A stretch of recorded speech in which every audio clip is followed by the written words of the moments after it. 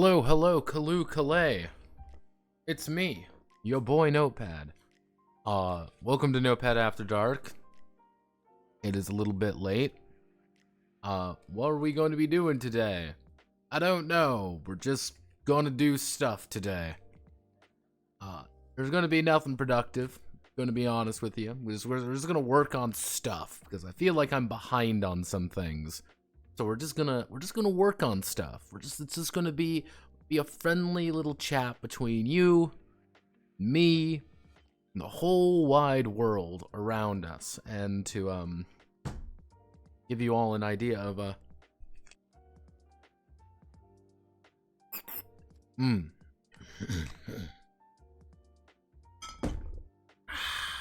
Woohoo! Felt feeling good. Wait, I just noticed something. I noticed something very drastic. Give me one moment.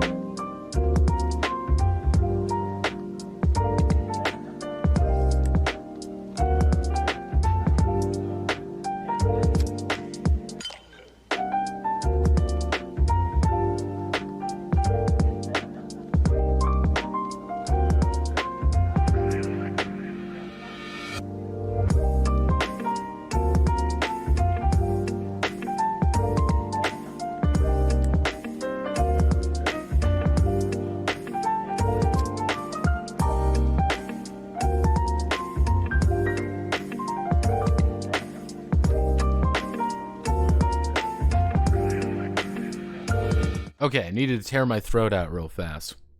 Have no fear. Hello, what kind of drink are we drinking tonight? Well, I've got some coffee over here, and I also have a cheap thing of Seagram's, American blended whiskey. So, I will be taking occasional shots of that as I just progress through the night.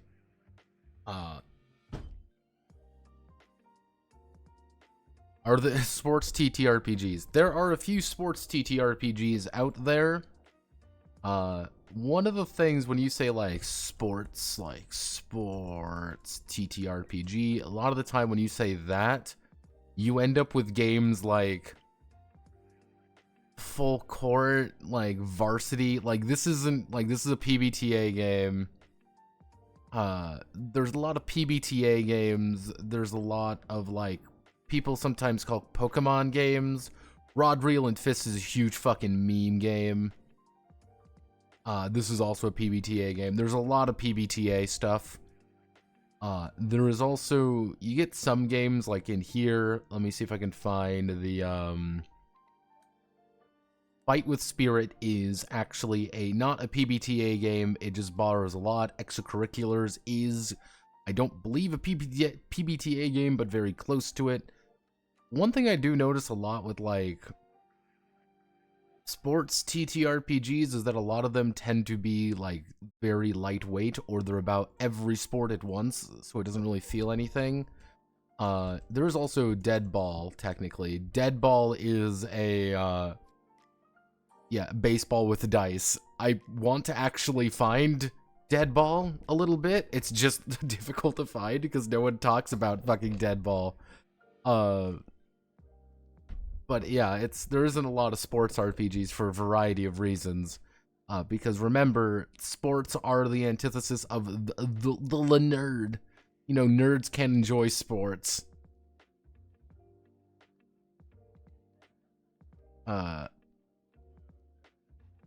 Alright. So, I will do what I do best, and we're just gonna do stuff. So, I think one of the first things people want me to do, because because people have asked me to. This is going to be completely live, by the way. And I've been told about this game about 5 times at this point, and people keep telling me about it, because apparently I am now fundamentally invested in the Tomverse. Say hello to Malagest. This is Malagest, or Magna Gothica Malagast. You see it? It's the funny game by the Lancer Man. It's the funny game by Lancer Man. Are you having fun? Are you enjoying this? Now, for those who don't know what this game is, let me explain. Let me explain my despair, because that's what I do here, everyone. The Tomverse? Yes, the Tomverse. For those who don't know, this is by the guys who do Massive Press. Well, one of the guys who do Massive Press. And, looking at this, you see Massive Press. These are the guys who do Lancer, in fact. But you may be wondering, this isn't actually by Massive Press. It's not on here at all. That's correct, because it's not by Massive Press. This is where things start getting a little bit weird. If you do new and popular, you see this. This is by Tom Bloom. Or Chasm, if you see down here even. This is Chasm. This is his new, virtual, designed for skirmish war game, designed for virtual tabletop by Tom Bloom, author of the Lancer RPG and others. I don't know. Turned into skirmish war, Stickalore. Oh, cool. Get an update if we bought the release version. Very cool. Yeah, a lot of people are like, oh, this is super cool. But if we go to, like, Tom, like, it's like, okay, what? Yeah, comic author, Beth Knows, webcomics, Kill 6 Billion, is solo imprint. Now, this is the weird thing, because this is Tom. This is Orbital Dropkicking. Does Kill 6 Billion Demons. He does all these things. His name isn't Tom. That's not his name. It's Tom Parkinson Morgan. Now Tom Bloom. Yeah, Tom Bloom, Tom Park is like, what the fuck does this mean? Like, what? Yeah, especially adding a woman's maiden name, formerly called... Did he get fucking divorced? Yeah. Yeah, so I think, yeah. Oh. I didn't know he took his... Oh, I didn't know he took his... Oh, Lord Almighty, I did not realize that. That is hilarious. That makes... Neem means born. Yeah, he took his wife's surname. He took his wife's fucking surname. Oh. Oh no, Lancer Kings. Yeah, because I'm like, why the fuck are you publishing under Tom Bloom? That's kind of weird. Oh no, he just decided to take his wife's name. Yeah, that doesn't really explain some of the other weirder things, most notably the fact he's publishing under a different solo imprint. Yeah, this is a solo imprint called Chasm, which is different from Massive Press. This is the thing you gotta remember. This is different from Massive Press, which is different from his Kill 6 Billion Demons Patreon. Because you gotta remember that's where he posts like a lot of his stuff is the Kill 6 Billion Demons Patreon. And it's not Massive Press, so this is his solo thing, I guess. I think it's very strange of just how things went. Most notably because it's not like he isn't working on something. This is Icon. This is his game in particular. From the co-creator of Lancer and the creator, yeah, this is Tom's thing. This is Tom before he became Tom Parkinson Morgan. Well, actually, before he was... Isn't Kill 6 Billion an award-winning comic? Why the fuck does he have a Patreon? Yeah, he does have a Patreon, because it's an award-winning comic. He makes... To give you an idea, this man makes 8.5 grand a month. Like, this man is he makes plenty of money, and that's also one of the reasons he will never ever end Kill 6 Billion Demons, even though he said he would end it like 4 times. He will never ever end it.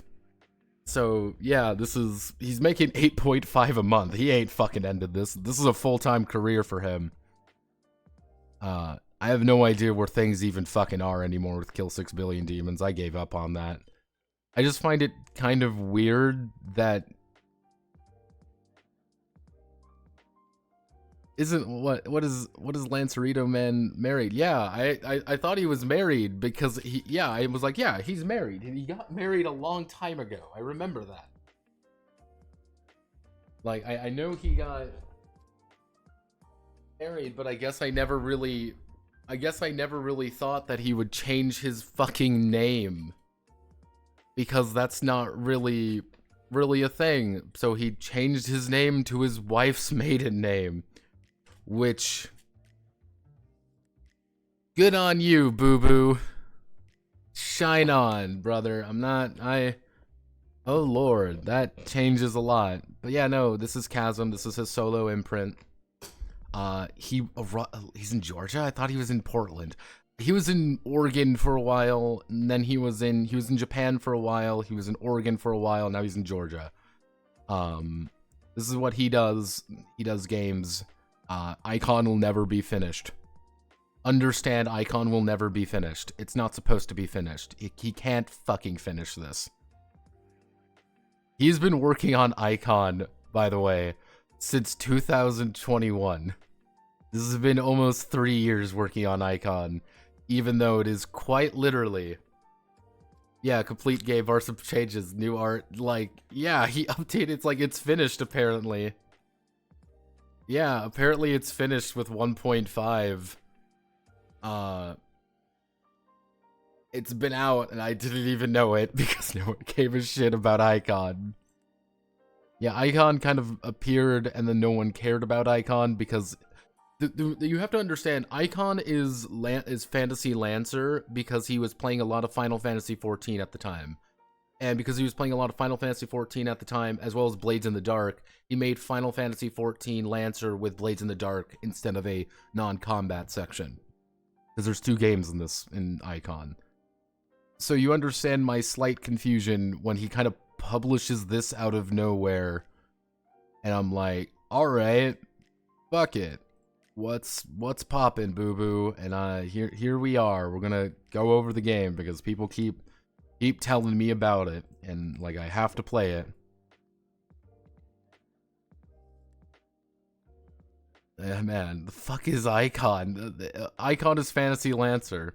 Besides Abaddon, Vaporware, and Pain, Mr. Pat, I recently have thought about Kenshi. You think Kenshi is a sort of skirmish war game could work? Yeah, it could work pretty easily, in fact. If you were going to do it, yeah, skirmish war game for it would work very well. How you would do it? No idea, but it would work. But yeah, the world at the end of the world is a hole. At the hole is a city. Do you get city sliding into hell? Do not reproduce. Yep, let's learn all about it, everyone. Death is broken, the ending of death. I really don't care about the lore. Wow, cool. Look at all the cool artwork, everyone, of 1 billion corpses. Wow, super cool. Man, that's awesome. Wow, cool. Okay, we finally hit the game.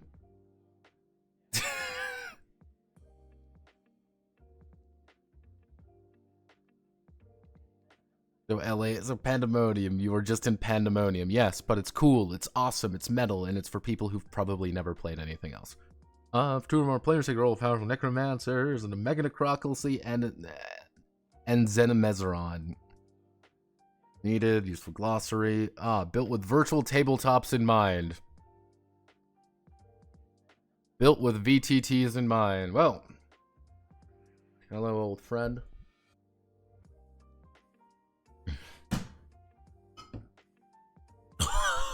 Ooh. Ooh. Ooh. Let's go. Let's fucking go. Probably need more than 3 or 4. Playing in person, you may want color dice or small objects but don't play this on the table because you're not supposed to play this on the table. This is supposed to be played on a VTT. Large map for multiple opponents or scenarios, so it's 8x8, 64 squares, so it's like a grid-based. All right, it's grid-based. Oh, it's a grid-based skirmish game. All right, cool. All right, cool. We're doing it. We're doing it. Is a unit that you may control in the battlefield. You may use miniatures to represent your allies or tokens if playing on a VTT. Part of the death thought that you wield a dread and exceptional powers. Any other and the weakest point of your formation. So you must choose one of the Grey House to follow and create your necromancer. These may even warn factions. You interpret the Black Rites in different ways. Base powers, ability, weaknesses of your necromancer. Malice. Priest Malice. Cool. We don't have... Let's see. Decide on the Malice strength of the battle. It gives you a budget of dark powers. Upgrade a unit type in your roster. Choose a new Necromancer Act or Soul ability. You don't have to stick fully to your chosen faction. Commit heresy. To get different buildings. So, yeah. Cool. Kill, kill, kill.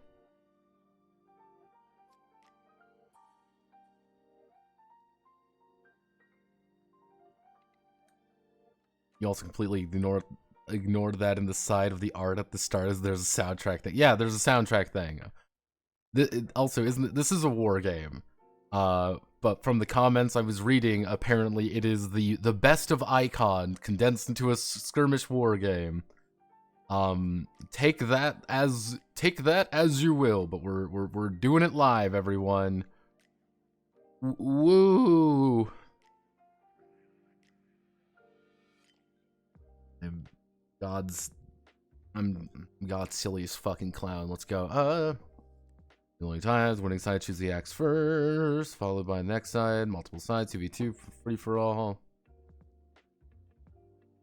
Defeated, however, your body is obliterated and your soul will be scattered howling winds. You and your congregation will rise again, such as the curse of Azrael.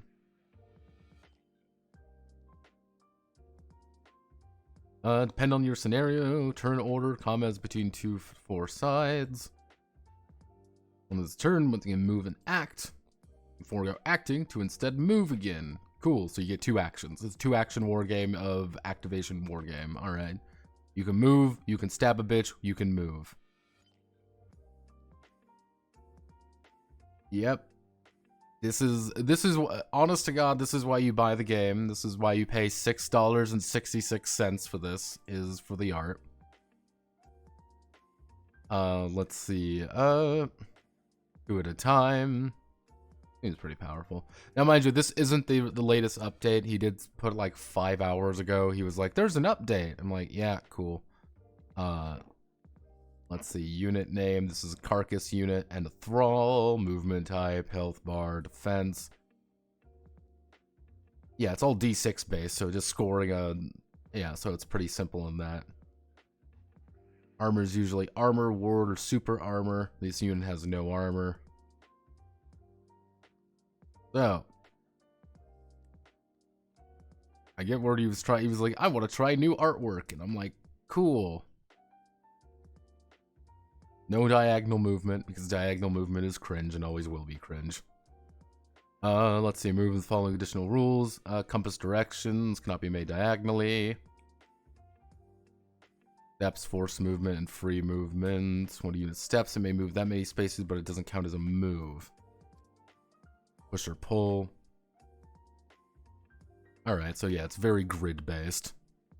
Health points. Final damage, the unit HP, it is slain. Remove the unit. Battle, put a corpse down in its space. Units don't provide obstruction. And interact with some ability. Bigger units, leave bigger corpse markers. Corpse markers can overlap in 2 or more or left in a space.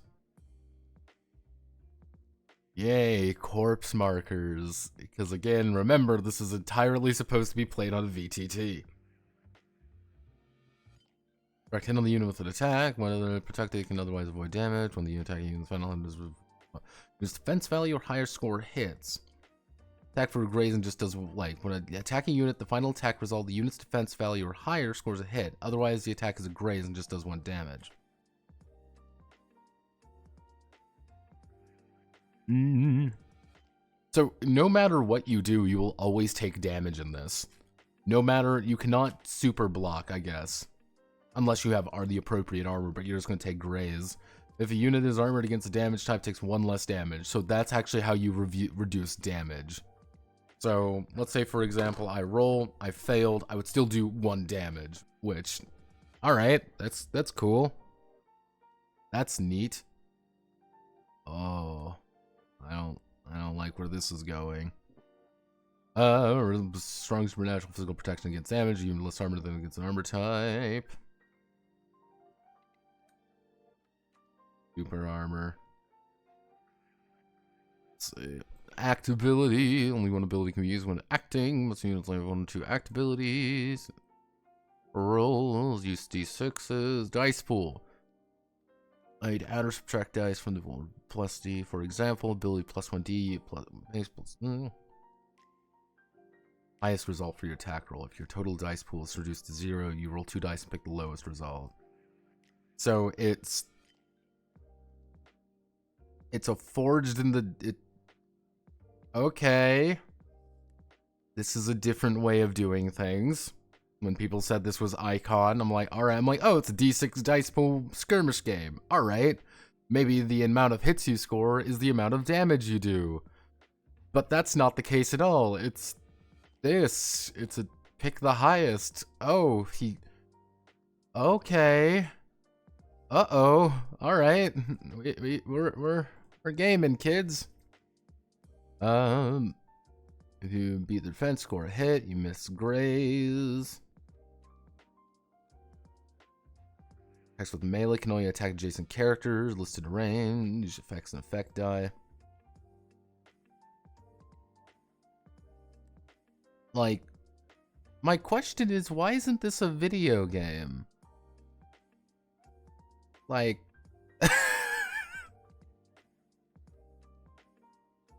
I mean, here's the thing. This reminds me a bit of Monster Punk. Because Monster Punk is actually pretty interesting, because there's just a lot of powers and a lot of abilities that interact with one another. And it's like, yeah, you have to work together, and working together is really important, so the D10 system works. This is a war game. Like, oh, okay, this is a little odd. And they're like, okay, no, it's just like, this is fine. Effect die, you'll be listed as, takes place on a 4 or higher. Some of common effects include moving an ally. I mean, the idea is there. Dark magic act ability. Curses pick up 1 or more targets, then sometimes roll an effect die, see what happens. So it's like you have to make an effect roll as well on top of everything. So this is the absolute basics of things. You're always going to do damage unless you actually hit, but then you do... Like, that's really lame. You're like, you do 1 additional damage for hitting. I'm like, oh, alright, there better be some cool effects.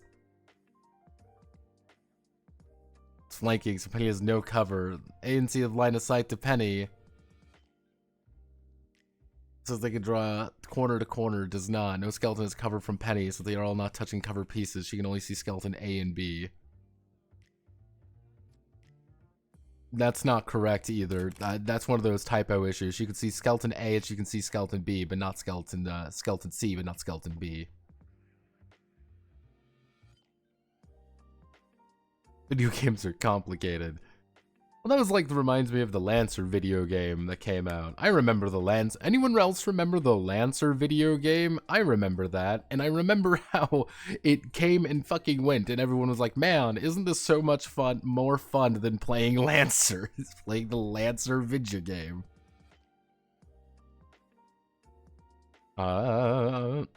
Range, melee, -1 against character. So, yeah, so all...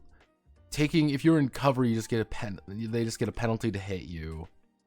It's range attack by moving up to the space that grants them by default. Line of sight can be blocked by line of sight blockers. Alright. Splash and line effects. Some act abilities affect line and splash. Adjacent to the target. So yeah, it's a lot simpler. Inflict damage. HP. Damage can be increased. Damage can also be applied multiple times to multiple abilities. And I want to remind every single human being alive who ever gives me shit about, oh, you put orphans, oh, you put widows. Fuck you. Fuck you. I spend 2 hours after every single fucking time I PDF something. And I try to remove every single goddamn one of these things. And this motherfucker does this shit. The fuck? A game that is gay Fire Emblem? Yeah, pretty much. I'll have to, fuck it, I'm gonna try to find that. Yeah. And widows. Let me see. It's the Lancer video game. Lancer Tactics by Olive. This was the game. Yes, they did a campaign and got 200 grand for it, mind you. This is the funny part. They got 200 fucking grand doing this. And this is the extent of the game currently. As of February 15th, you can download the Windows beta. What happens if I hit the run game button? Are you ready to get deafened, everybody? We're gonna play Lancer Tactics live on air.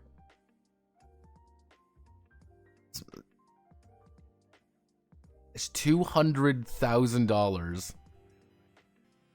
Let's hit this button. I want to do just play it on. Fuck it. I'm just gonna play it on. I'm playing it on normal mode on this planet. Cool. Don't care. Don't care. I skip lore. No lore. Let me commit an atrocity against man. Let me see.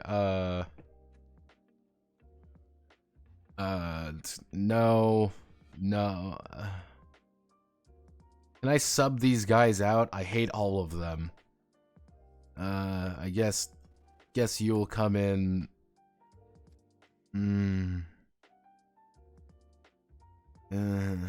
Guess you're in. You're in, and I guess, man, you're even a fucking Nelson. You're a cool one. All right, I guess that's what we'll do. Because I hate all of these. Just look at being like, ah, yes, all of these characters I despise. Round 1. Lay down your arms. Can I join the police? Yeah, let's, alright, looks like we got some breakers. We've got a Blackbeard. Let's see, what is my attack? Oh, Jesus. We got some big...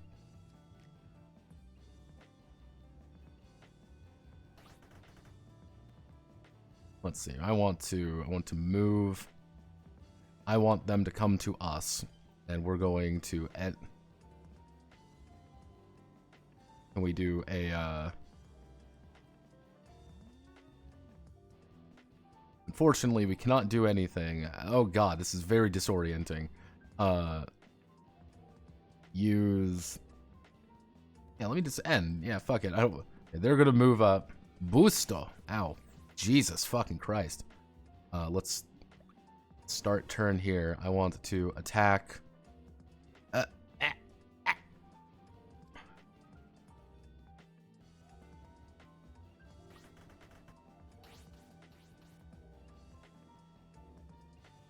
Oh, geez. There we go. Wow. It does jack shit damage. Let's see. Not very good at this game because I didn't really learn how to play properly. Man, this is really the... No, I don't want to boost. I want to move right there. There we go. Yes. They're going to move up. They're going to kill my mech.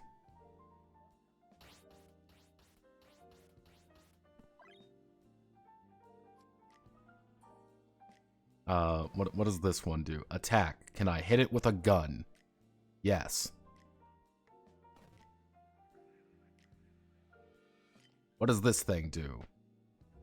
What does this thing do? What does this thing do? Cool. Fire missiles at it. Wow. We do fuck all damage. Let's see. Oh, God. This is very awkward. I am done playing Lancer Tactics. I am not very good at Lancer Tactics. Yes, Lancer Tactics is in fact a game that does in fact exist.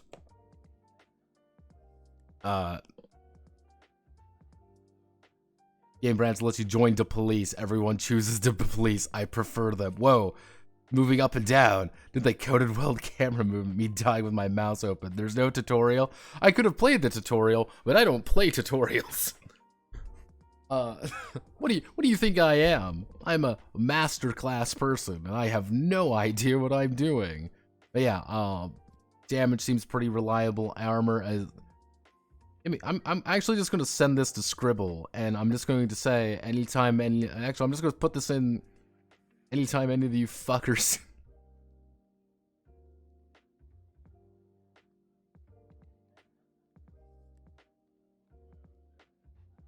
Let me just put this.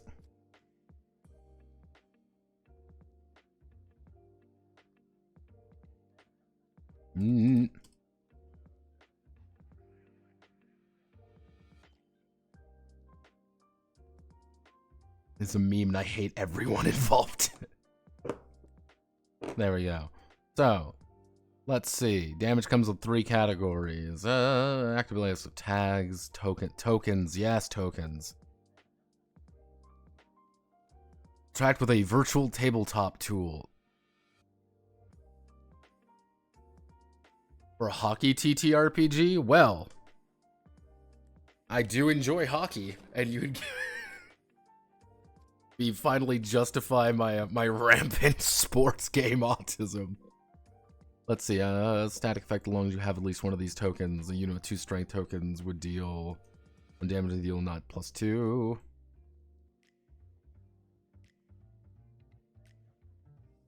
Ah, yes, of course, the God-given tokens: strength, weak, vitality, vulnerable, slow, speed, reload. Effect is the carcass faction effect. Not be used again until reloaded, which requires sacrificing a move. Alright, units are obliterated, they don't leave a soul, they don't trigger effects upon being slain, or reduce 0 HP. Curse proof effect means, okay, I mean, that's kind of cool. Creations, create things like walls, corpses, or special terrain spaces. Start of end of turn effects. Again, I am baffled why this is not a video game. This seems like a fun video game.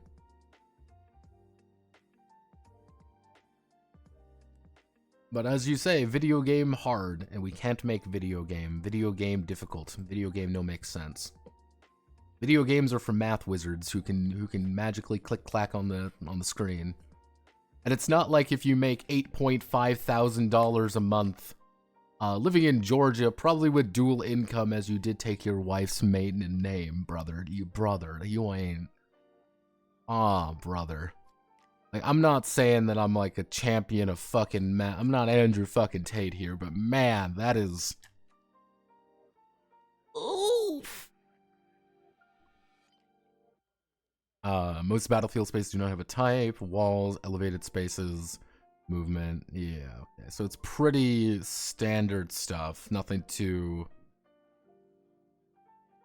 Is this all the battlefield rules? I mean, I'm assuming there's going there. I am going to make a wild guess that we have to have a battlefield creation system and not just wing battlefield making rules, because that would be a very bad skirmish game. Dark Wizard, blue brutal sacraments of the unlife, and sacraments of the crop, vein of black blood. Again, I will give Tom credit for one thing. I'll give Tom credit for one thing. The man really does, he can write when he wants to. It just, half the time it sounds very pretentious. Not in a good way, and I hate Lancer's writing still. Center of the Unholy Ma, you are defeated, instantly lose. Dark magic, double blood, or powerful packs. And it stands. Cut off the head and the body will die. However, body block.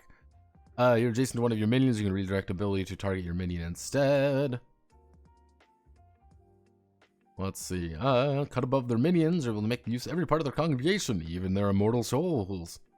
Uniform streets so suffused with energy of death that even an ambient soul anima coursing through the city is enough to power some of these abilities. All Necromancer perform soul abilities. Soul Gather, +1 soul to start of each round of combat. Use a d6 to track soul. Soul Harvest. You can only get this event first time unit slain is combat. Do not give soul. Soul Consummate. Oh, Soul Consume. My Soul Consummate, that's a little kinky. You may consume one of them or soul. Spend soul abilities can be used at any point during Necromancer's turn.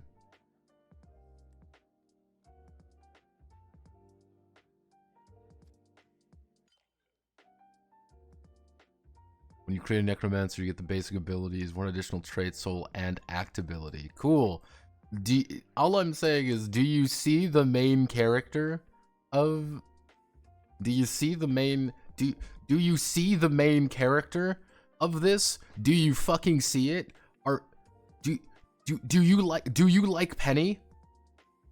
Do you fucking love Penny? Look how fucking quirky she is. She's so quirky. We love Penny. Penny is the loveliest creature alive, and we love Penny so much. She truly is our new waifu. Everyone clap. Everyone clap for Penny. We love Penny. Penny is funny. Penny is haha. Penny, Penny, Penny, Penny, Penny. I haven't even drank that much. I've just noticed that repeatedly. Because if we look all the way up here, that's Penny. And, like, we hear about Penny more than anything. She's the example character in everything. I'm like, oh, alright. Fuck it. Like, you just want to draw your waifu, Tom. We get it. Which is also Allison again. So, pick a house.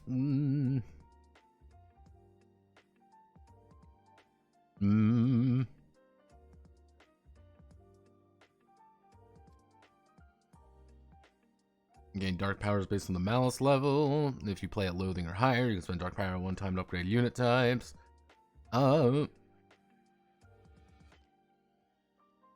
Each house has gameplay style, vibe, and unique mechanics, unit types, and limits. Unlimited thralls, scions, freakazoids, ors, hunters, and the tyrant.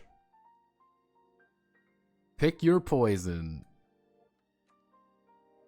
Duel, brawl, basic scenarios. Wow. Whoa.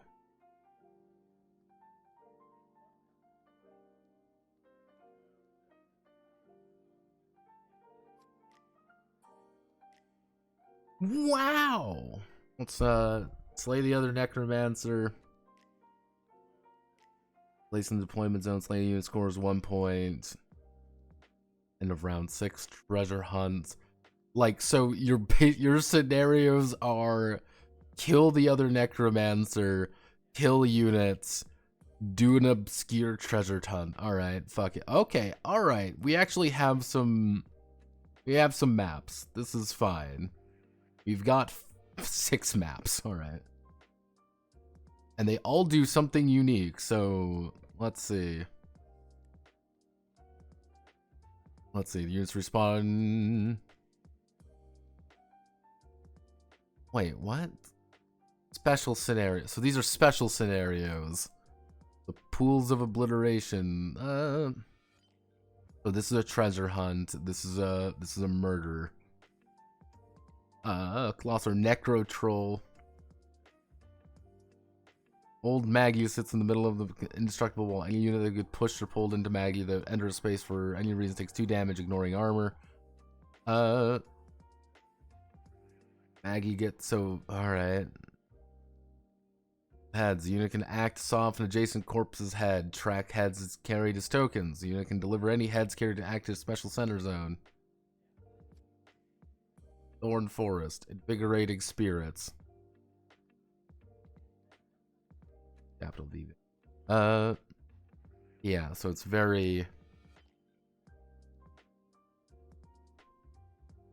cool. It's Carcass. See? She's funny. She's cute and funny, you might say. Very cute.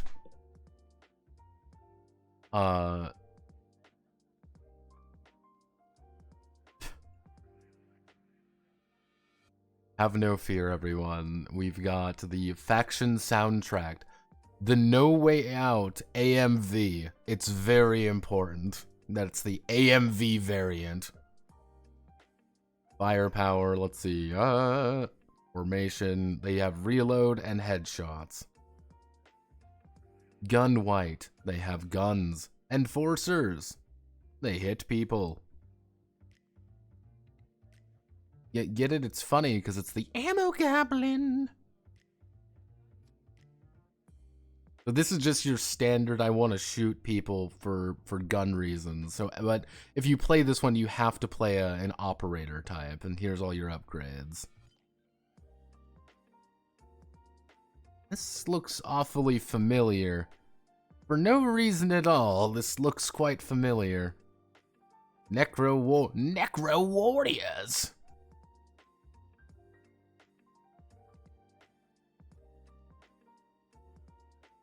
Alright, Carnifex looks kinda neat.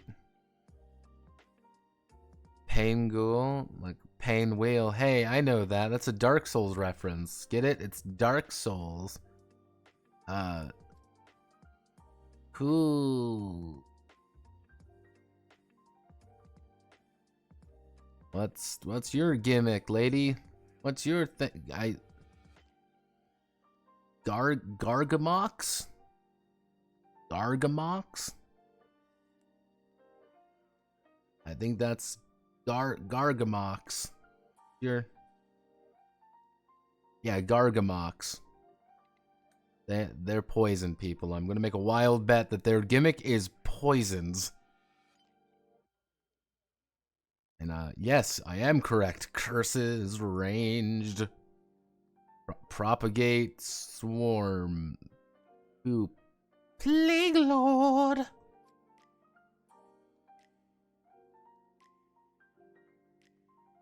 Dead Souls, very creative. Why does this feel less creative than Borderland? Because it's because this was someone who was like, wow, I love Morkborg.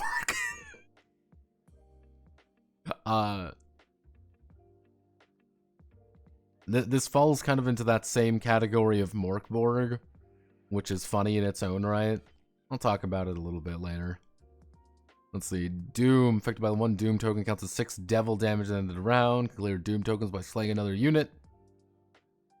Isolation against units with no allies adjacent, so... Sacrifice. When slain, leaves a space adjacent to a wall instead of a corpse. Dead Soul Scion. The Horror. The Hunter. The Bound Devil.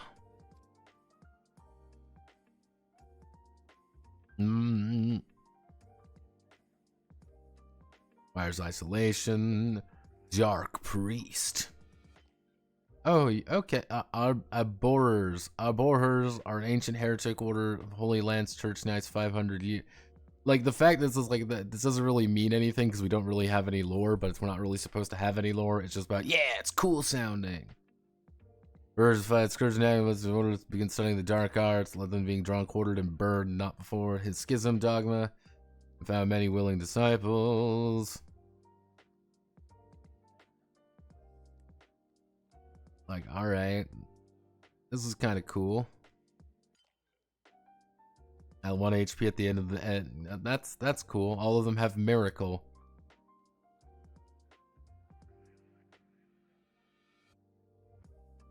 Like, alright. Hey, I know that character. Hey, wait a moment. I know that one. I know that character.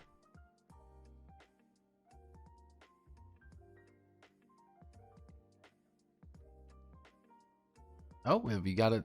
Igorot. Igorot? That's what... Igori.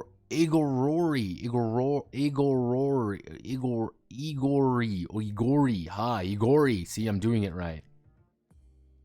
Number of adjacent corpses, start of the ability, granted additional effects removing these corpses. Like, this would either be really good or really bad.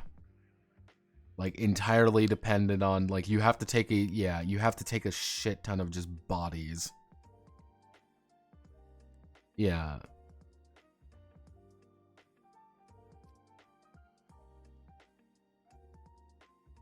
That's cool. Glossaries. Ooh. Yeah, it exists.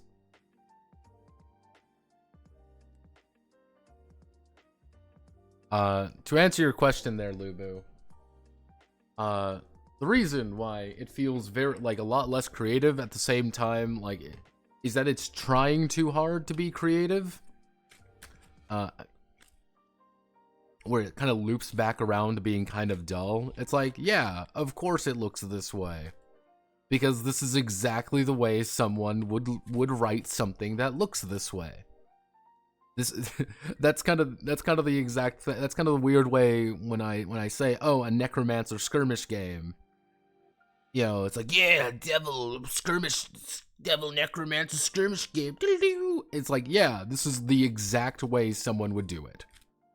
You look at it, you're like, yes, this is the exact way that you would think it would look. Look, she has 666, she has the inverted cross, she is very safe. There's nothing too extreme about anything. Because do you get it? It's a Dark Souls reference. Do you get it? It's like, there's nothing really that's like, oh, this is kind of funky. It's like, yeah, it's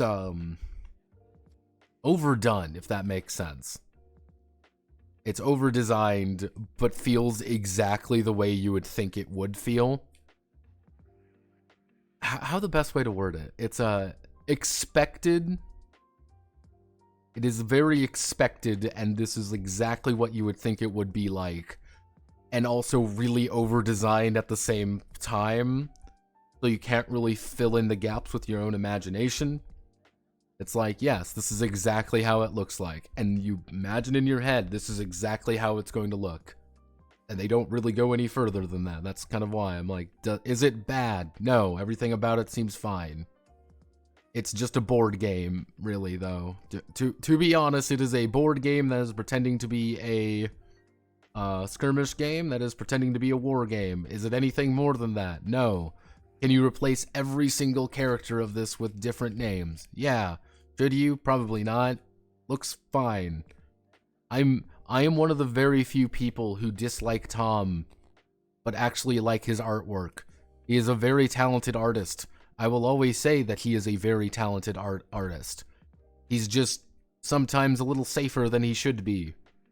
And he has bad tendencies of saying, oh, I can do something interesting, but I don't want to do something interesting. I want to make a waifu. Or at least, again, I give him credit. She's not 300 pounds. No, she's not a 400-pound, a fat, inflation fetish piece. Like, I want everyone to remember that Tom Parkins Morgeson, former now Tom Bloom, did inflation fat porn for a while on D. I just want everyone to remember that. I've seen it, Tom. Don't think I don't know about your old history. Don't you forget that. I remember. And I will find it one day. And I will make sure everyone remembers it. Yeah, that's what this game is. Do you want anything more than that? Do you want a board game that is like Morkborg-esque?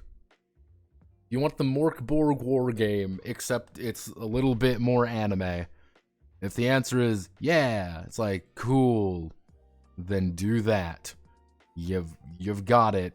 Good job, team. We've done it. So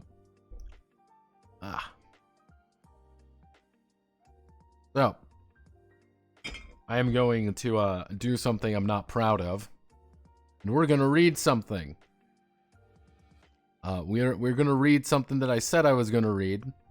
I'm gonna try my best, but I'm going to bring it up anyway. I'm gonna bring up the thing. I said I would do this, so I'm going to do this. I want you all to remember this is by a person. This is by J Dragon.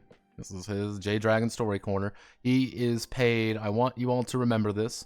He has 800 subscribers at $500 a month, so it's 800 times 5. 800 times 5. He makes $4,000 a month minimum from this.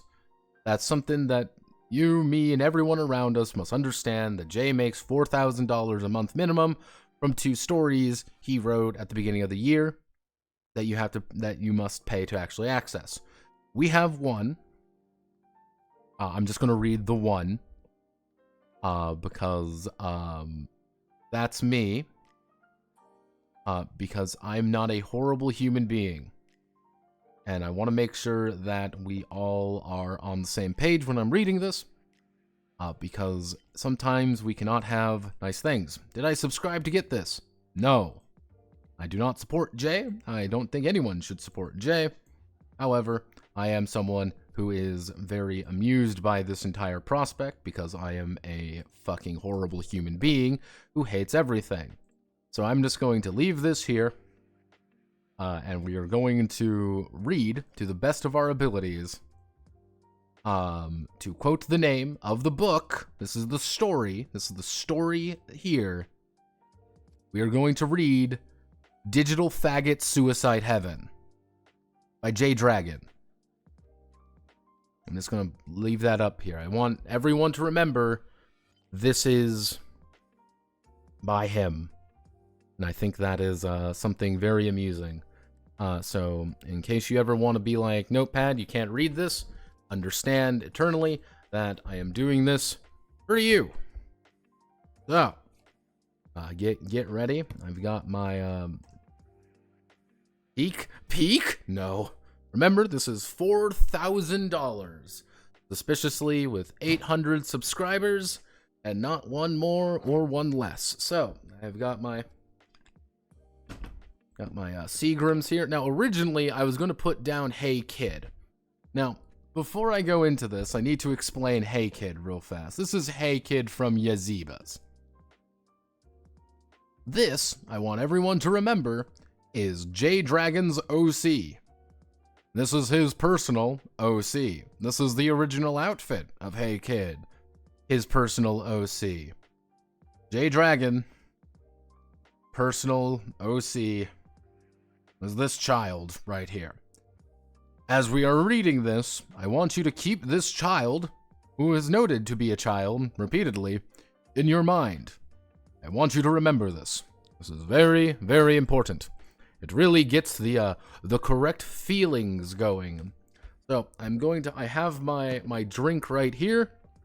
I'm going to try my best to get the most accurate thing. If anyone has any questions or concerns, feel free to tell me. I'm going to mark this. This would be 56. Okay, so 3, 2, 1, go. Eternal, sensual, procedurally generated bliss. I lay in the arms of a cat-girl goddess who was me and also everyone I had ever loved.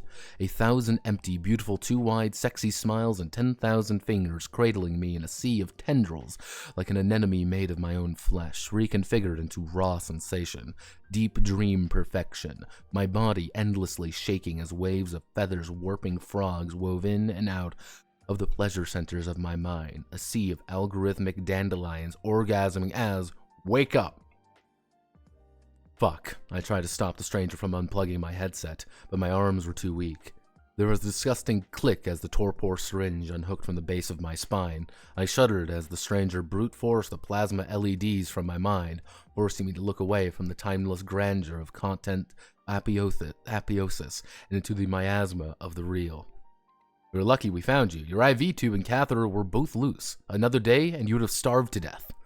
I rubbed my eyes, wiping blood and gunk where their screen arrays once met my exposed skull, and tried to focus on the stranger in front of me.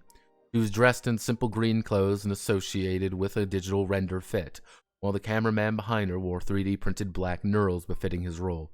I'm sure on the playback she would look beautiful, but from front of me, all I could see was the motion-tracking dots and camera rig. I was suddenly aware of my own nakedness, my frail, bloated body poisoned to the fluorescent glow of the camera guy's flash. I tried to talk, to explain of course my IV tube was loose. I was trying to fucking kill myself, and you ruined it for me.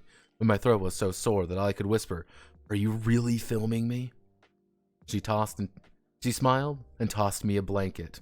It was heavy and miserable on my sweaty skin. Content is content, babe. I can't go around saving people's lives for free. How long has it been? 3 days, so far as I can tell. Your Alexa...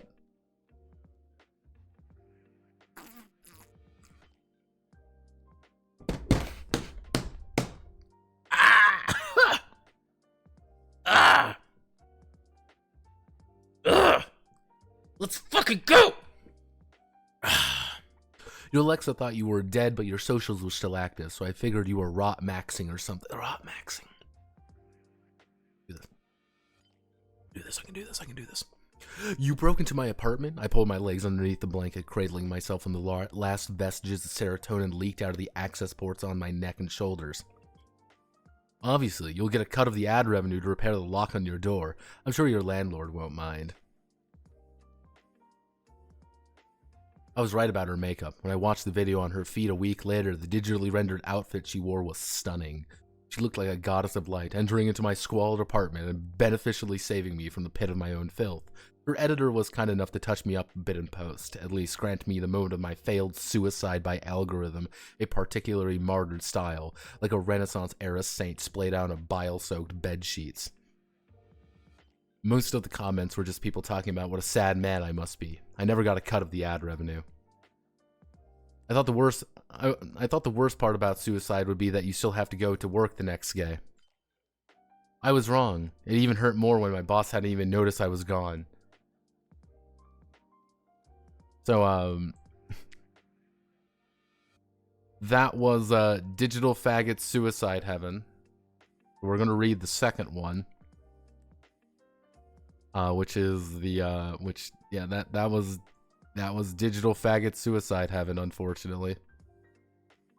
Now we are going to read, if we go back to J Dragon's Story Corner, no thanks, The Quarry's Secret Name, or at least the second one of Digital Faggot Suicide Heaven. So, I'm going to keep it on this because this is the most interesting piece of artwork we have available, and we will continue reading. Yeah, let's do this. I can do this. I have, So the MC unalived themselves? No, he failed to unalive himself. Alright, so. The suit I wore to work was a 3D printed pile of garbage awkwardly sewn together by a primitive weaver bot with mesh holes that barely covered my undergarments. But the point was never functionality. It was a suit, which indicated I was male and fulfilled one of the requirements set down by my job. I clocked into work and the sun was rising, tapping 3 buttons in the app and waiting for my assignment. A red flashing pop-up alerted me that smog levels were dangerously high. I closed it without a second thought. Those alerts came up all the time these days. The app informed me there was a surplus of workers at the front desk, and I should wait in reserve for deployment. My job placed me in reserve every single day for the past 2 years. I've never actually worked at the front desk. It didn't even faze me at this point, just part of the process. Too many humans, not enough jobs. Federally mandated work opportunities were transparently a way to keep the populace from having enough free time to rebel, and at least I meant I never had to worry about another cover letter or job application. I walked to the fire escape, stumbled through the rows of identically lit hallways, and scanned my keycard to access my reserve room for the day. I sat down in my office chair and put my hands on the desk and stared at the white wall. A single neon light held the room in a perfect glow, eradicating shadows and forcing me to stay awake. It's bizarre how groggy I still was, even though it had been a week since the attempt. The sores around my eyes were doing better, the bandages only needing daily changing. The bag of lozenges I got same-day delivery had helped my throat. My spinal ports were still raw, but every digital junkie and her mom had a spinal port these days. I didn't care about the pus.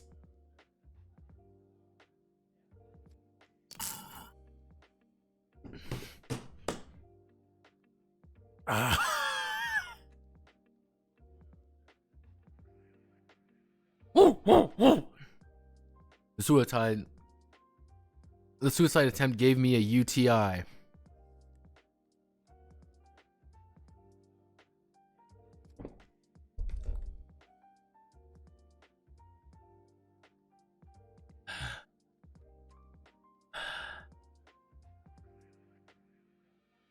have you know that I bought the cheapest, shittiest liquor I could.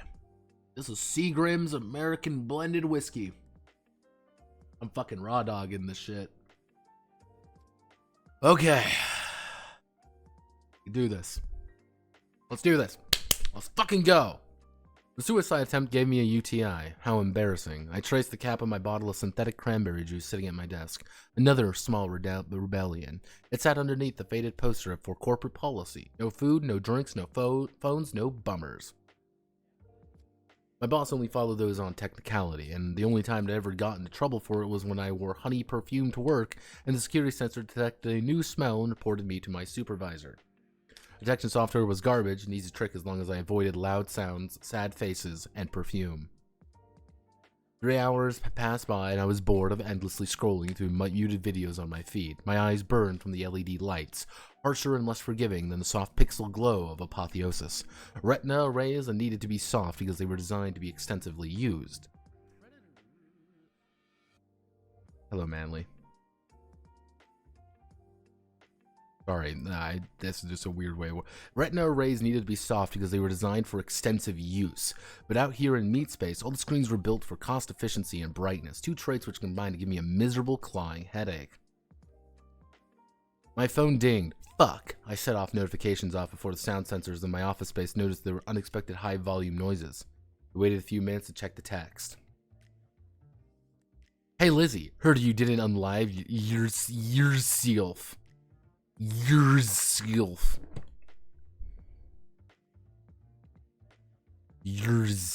I want everyone to know that that is how this is spelled. Hey Lizzie, heard you didn't unlive yourself. Yourself. Saws BB. Sorry, breaking from regular content. So let's go back to the look. Saws BB. I groaned and pressed my phone against my face. I pulled myself up and typed out a quick reply. At work right now, but yeah, I fucked up and got mined for content. Did you see the vid? Looks like to be like I think a failed heart emoji. The text wouldn't send until I removed the curse word from it. I couldn't stand the new child-friendly locks. I could turn it off in my settings, but it would probably just reset or shadow ban me on the next update. It's easy enough to get around. Why are there child-safe locks? No. Let me just...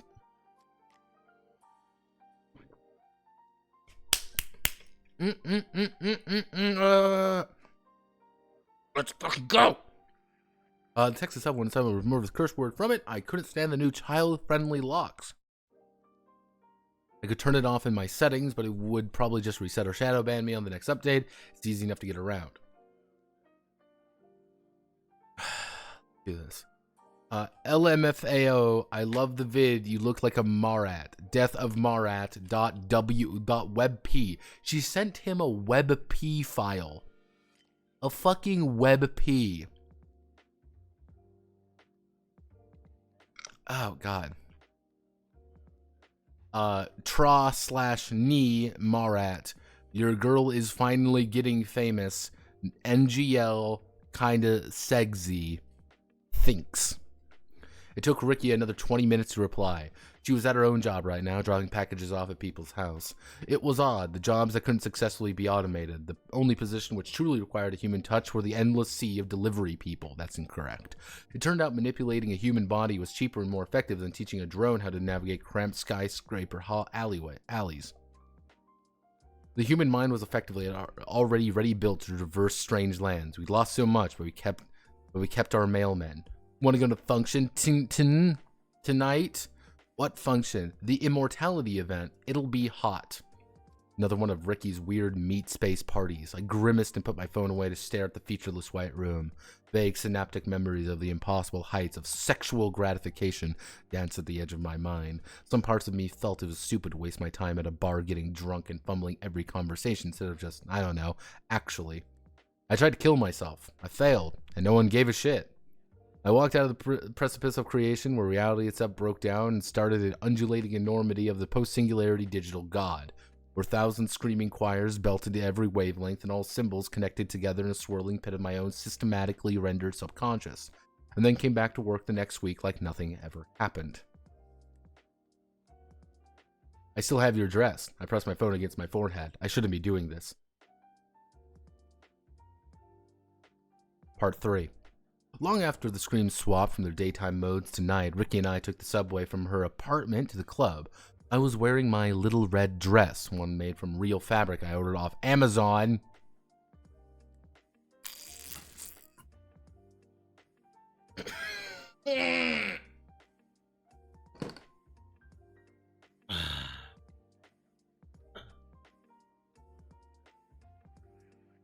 This shit is like drinking fucking lighter fluid. Let's do it. Okay, I'm fine.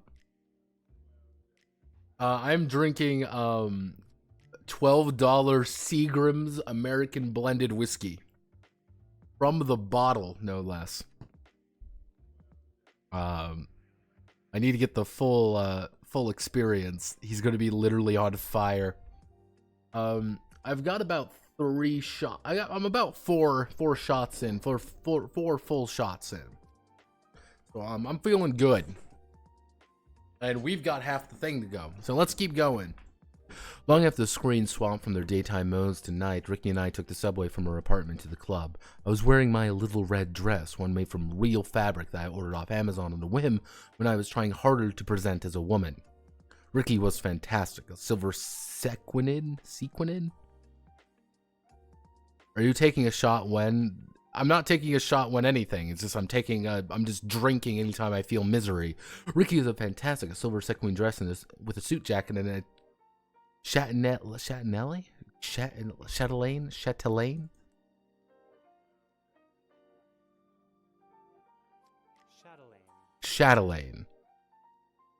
and a chatelaine bearing her faggot click trophies and crest. Now I want you to all remember this.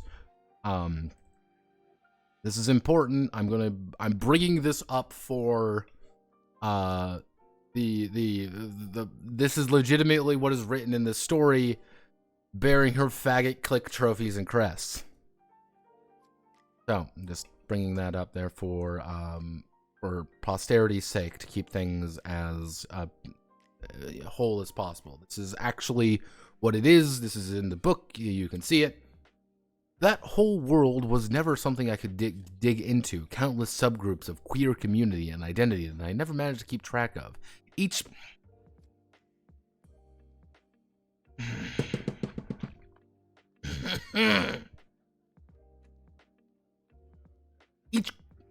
faggot clique had their own traditions and from the dawn of the internet, and moving between them was a badge of honor. I never really got the appeal. Ricky had been programming with her vape, but had already dreadfully sober as we walked together through the nighttime midst of the club. Her reflection was beautiful in the orange and blue screens around us, the light catching her jawline and playing with the glitter on her cheekbones. She painted a series of black moles along her cheek, forming the constellation Orion. We asked her what she always insisted on moles were real, and at the moment of beautiful serendipity. Orion was a hunter, you know. I've always been good at catching my prey, was what she would say if she wanted to fuck you.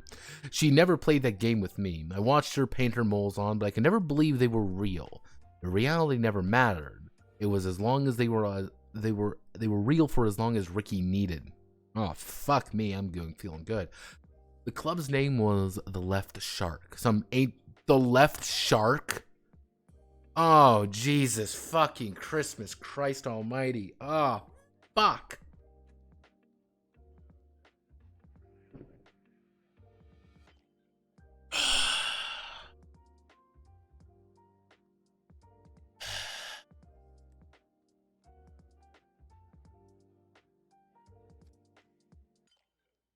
Let's do it. Club's name was the Left Shark, some reference I could never keep track of. There were a dozen bars with names like these scattered across Olympia, founded by faggots at the turn of the century who have managed to last even the rest of the city fundamentally changed. If you bought property before the Pan-Pacific megacity formed, you are incredibly wealthy now. The fags who founded these bars probably retired to a synthetic beach in Reykjavik decades ago. Reykjavik? Reykjavik. Alright, we're going to fucking Iceland now. But their corpses were still funneling capital into their Icelandic bank accounts. Huh? I heard the owner of this place hadn't even been to the Left Shark in 30 years. Landlords can afford digital preservation, while the rest of us turn to... I touched the scar from my VR stoma to my stomach. Ricky could probably tell I was lost in thought. She wasn't really the feelings type. She didn't know what to do about my suicide, and she certainly wasn't going to start knowing now. She grabbed my arm and dragged me past the Antifa security guards through the age-check scanner into the teeming crowd. It was like a bucket of cold water in the face. She grabbed my arm and dragged me past the Antifa security guard? What? Antifa security? What? Huh?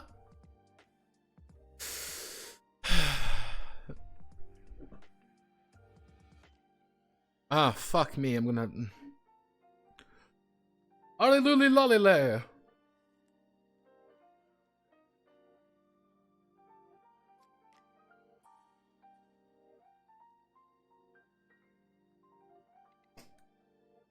Ah. Feel God. Feel great. I could do this. Yes, I can. I am great. I am a hero. Through the age-check scanner and through the teeming crowd, it was like a bucket of cold water in the face. Light was red. The crowd was reduced to formless colors, bodies, and signs. Art horrors with cigarettes and sunglasses loomed at the edge. Neon sexy holograms mingled with real-life flesh fuckers. Ricky pushed past an industrial butch flirting with a doll-e core femme. Doll-e core femme.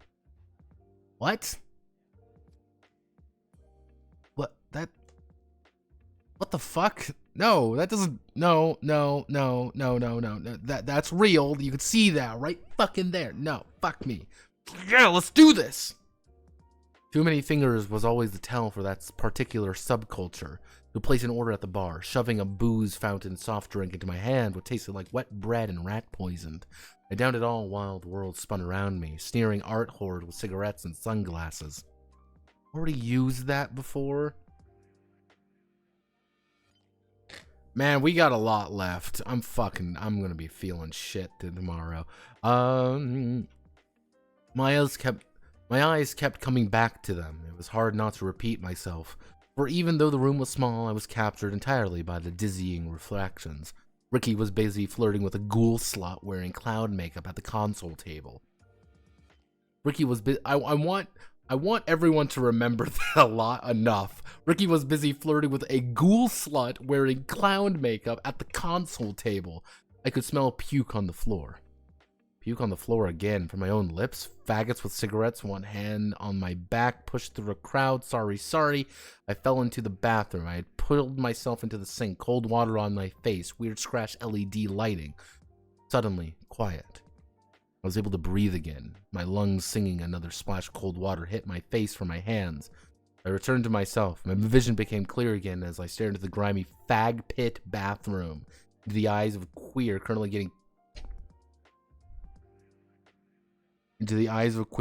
getting his pussy eaten directly behind me. Into the eyes of the queer currently getting his pussy eaten directly behind me. Oh.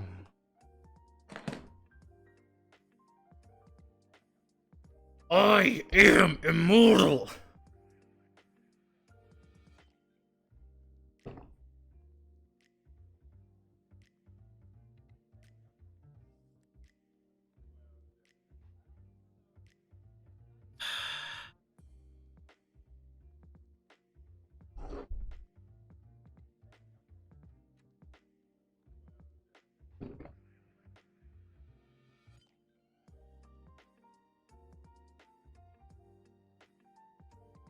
I am immortal.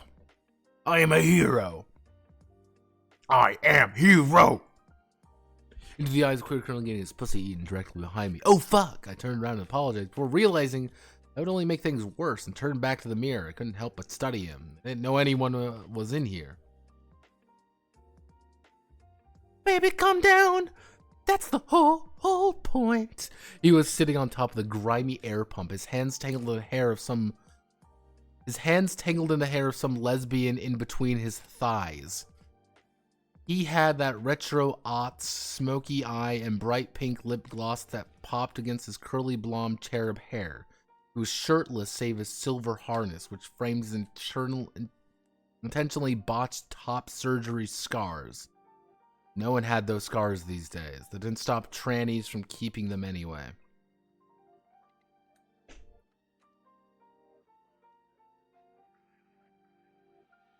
I want everyone to note that's a line in this fucking story.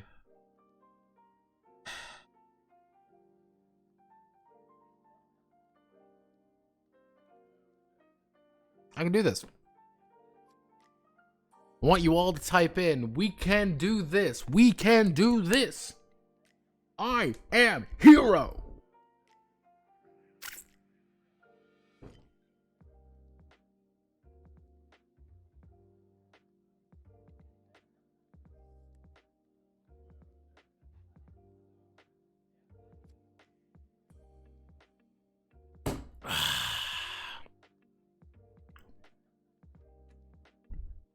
I am a hero. I can live. I am alive. I am alive. I don't get it. One of the things about one thing I've learned, I learned this actually from, and this is a reference, TSL, Thirsty Sword Lesbians. So if anyone's here, Thirsty Sword Lesbians actually had a. We're taking a small break. I just want to do Thirsty Sword Lesbian.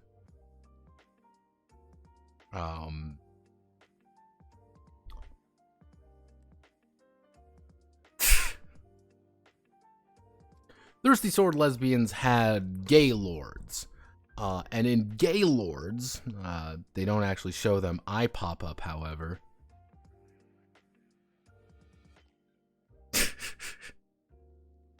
Gay lords is actually fairly unique because it actually has a section where it's trying to reclaim. The concept, you could say, of slurs. And they say, hey, by saying slurs, we are reclaiming them.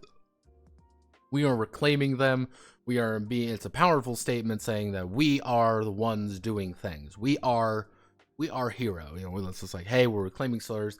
Hence why in the Thirsty Sword Lesbians, published by Evil Hat, written by Lucius Kahn, Gaylords actually has the term factions in it. They are very aggressive using that. Even the term queer has been kind of turned into something positive, but you can use it in a negative context. Saying like, I support queers is very different than fucking queers. That's kind of the idea. It's a very different way of the English language. I believe Jay is trying to use... Are we getting a read? Yes, we are getting a read of Digital Faggot Suicide Heaven. What Jay is trying to do is use the wording here as a method of empowerment, you could say. It's just he is the one willingly saying it, therefore it is justified. However, I want everyone to note that didn't stop trannies from keeping them. That's just a word that we have to word. That's just something we have to acknowledge is real.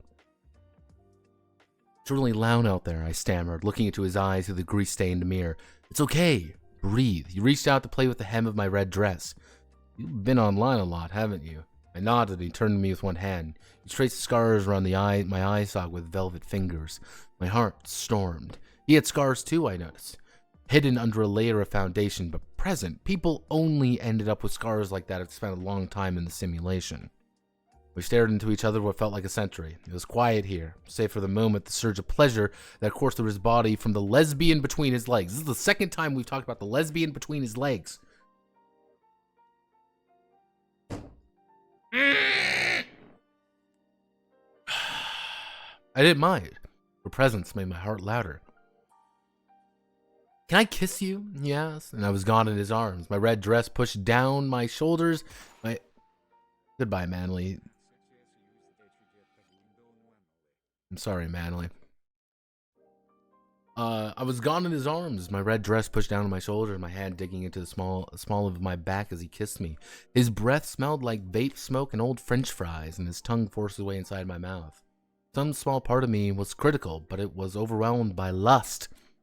The lesbian underneath us dug her nails into my thigh, and the boy moaned into my mouth as he pulled me closer and closer to him.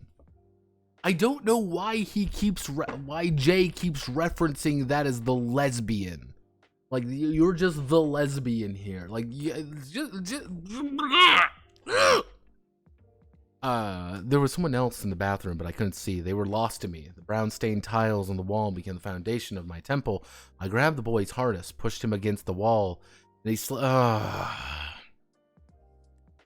slid 2 fingers into the access port on the back of my neck.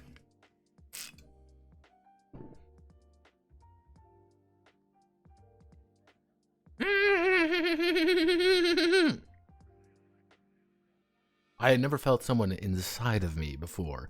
2 soft fingers probed their way through the circuitry and musculature, fingering my spine with a combination of exploration and desire. That's horrifying, by the way. I want everyone to remember that. I melted into his arms as he slid his fingers in and out of the port, touching nerve endings, probing deep into the gaps between bones. That's horrifying. It hurt a lot, but I moaned anyway. It didn't feel good or bad, just strange. I wanted more. Felt some small metal part of me snap and pushed myself into him with renewed vigor as the lesbian underneath us slid underneath my dress and started... Oh my fucking god, I have... Okay. Give me 1 second. Let's fucking go!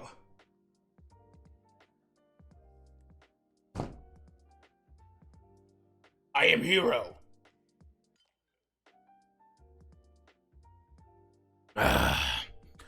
It hurt a lot, but I moaned anyway. It didn't feel good or bad, just strange. I wanted more. I felt some small metal part of me snap and pushed myself into him with renewed vigor as the lesbian underneath us slid underneath my dress and started sucking on my cock with particular drunken force. I'm not sure I wanted her to do that, but it was beyond experience in the moment as the cherub boy finger fucked the back of my spine in a dingy bar bathroom. This is a fucking line in this god.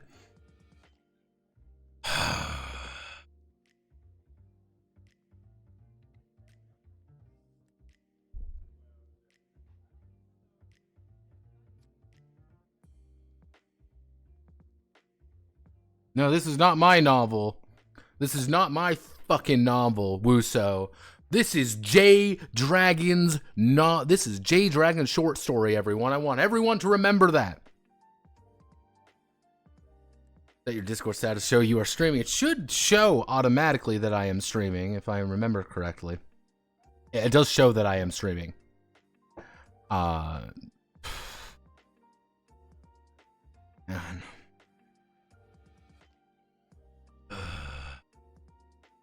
I can do this.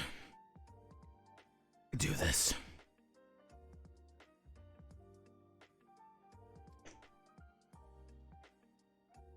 This is not supposed to be a war. This is J Dragon. This is J Dragon, writer of Yuziba's Bed and Breakfast, writer of Wander Home.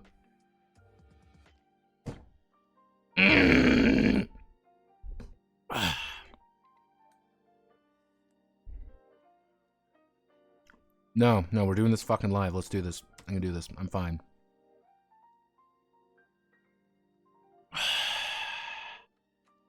I came in his arms, blood and slime dripping from the holes on my back, my eyes filled with stars and soaring cherubs. 1,000 trumpets played the name of God. Okay. I'm gonna do this. That lesbian...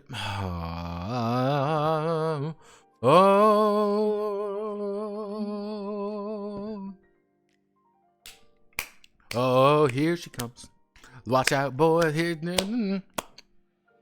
That lesbian wiped my cum from the edge of her mouth. Her black makeup smeared so much that I could hardly tell it was there and kissed me deeply on the lips. The boy slid his cerebro-spinal soaked fingers along my neck and cheek, leaving my panting on my knees. I felt like I was praying to him. I felt like I met an angel. I wanted to fall in love with him. I wanted to be his wife, make him breakfast every morning, and greet him every evening. I want to sit under his deck when he streams and wash his clothes and be his world. I think I fell in love entirely with him as he clumsily, drunkenly wrapped his hand around the back of my spine. The boy gave me one last kiss, leaving lip gloss all over my face and neck before pulling himself away. I knew I recognized you. You were the guy in that video where that lady saved your life. I took a step away, bile rising in my chest. I pushed the lesbian out from beneath my legs and left the bar with my red dress still loose on my shoulders, shoving past sneering art horror, their e-vapes and sunglasses. I stumbled home, sober and lost, nothing clear, but everything cold. Mist rose from the subway grates as I passed them. My blood clung to my back, transformed to strange colors of the light from the endless screams on every surface. Advertising, melatonin, whiskey, another targeted insomniac marketing. I threw up in a gutter before getting to my door. Phoebe, where did you go? Bixt text me. Now. Wow, went home early. Oh, lol. Okay, word. I'll be gone for the night. I found a girl. Thumbs up. Ghoul, not girl. My B. Just do checked. Thumbs up emoji. I threw my phone across the room. I buried my face in my pillow and screamed as loud as I could, but nothing came out. I fumbled for my torpor syringe and augmented reality wires and almost wasn't able to fit them into their ports. More blood poured onto my bed as I plugged central system wire in, and its heavy circular slots almost didn't click properly. That idiot boy fucked up my sockets. It was fine though. I got it all to fit together, even if it took a bit of late night desperate fiddling with the back of my neck. I didn't bother with the IV tube, catheter, colostomy bag. I didn't care if I woke up in a pool of my own shit. Oh, Jesus.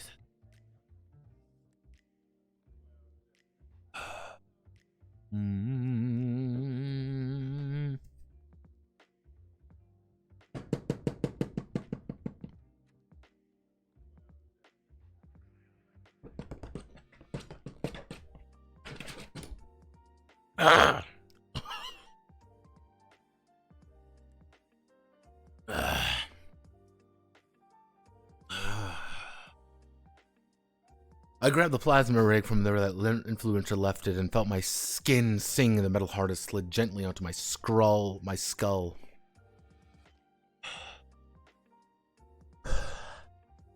I pulled my naked legs underneath the sweat-soaked blanket, took a deep breath, the syringe locked into my nervous system, and bore witness to the internal constructed dream.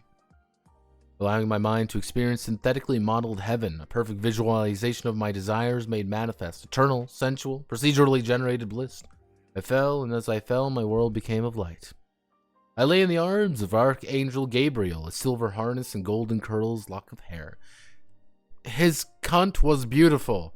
My fingers soared through the field of flowers as they entered and left.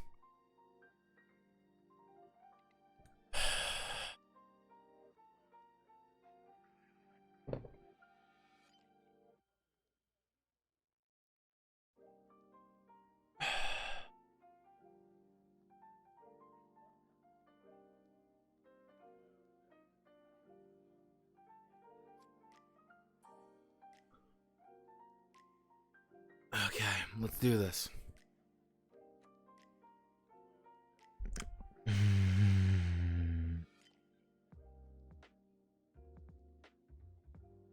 I'm just gonna read this verbatim. I want you all to know.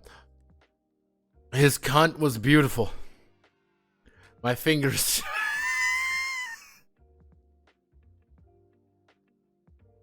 His cunt was beautiful. My fingers soared through the field of flowers as they entered and left. Our lips locked. He kissed so perfectly and smelled of sweet grass and lavender. He entered my cunt with his tongue while he kissed me, sucked my dick, and gave me his love. He was everything, and he was me, and I was entirely within him, and I was the girl of heaven, the Virgin Mary, fucking my own self in a sea of screaming faces. We're gonna finish this. We're gonna finish this together, McDrew. Sorry, you cannot escape. I was running through a hallway and his hands were pinning me and fucking me over and over while I barked like a dog. The bathroom mirror swallowing me whole as the hunter's spear pierced my side. I was a great bull and Ricky was a hunter and my blood poured down the back and I groaned and sobbed the secret language of the boars and I pulled my headset off my eyes. My fucked up back plug wasn't working properly. The lingering taste of boar's blood sat heavy between my teeth. Bleeding gums, I guess. Early morning sunlight poured into my walls, sea green. I had 20 minutes until I had to leave for work or waste another day on reserve. A notification sat on my phone, warning me I had reported for loud noise in my workspace. I screamed in frustration, my voice cracking and straining. Sounded like a girl.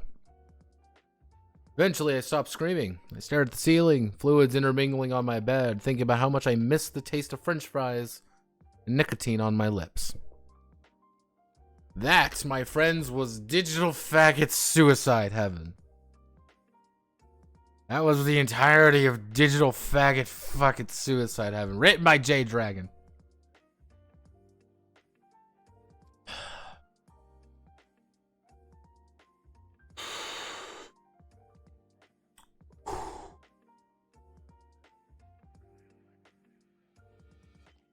I love society.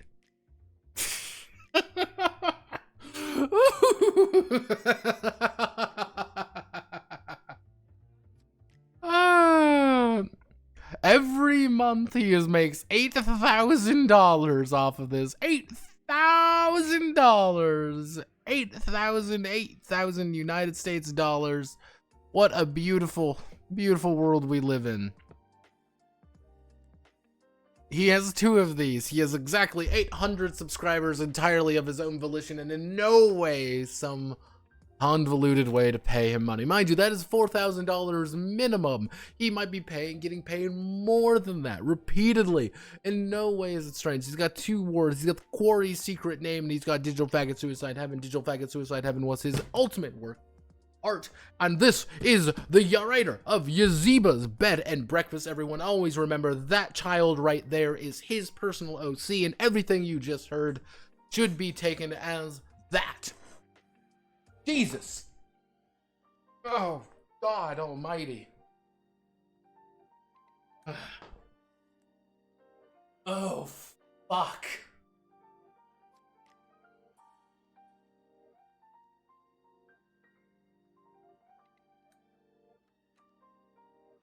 Oh, fuck me.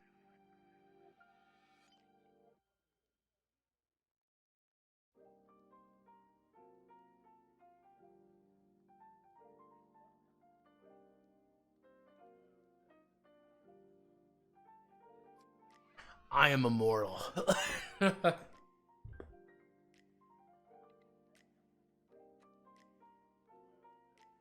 Yep, let's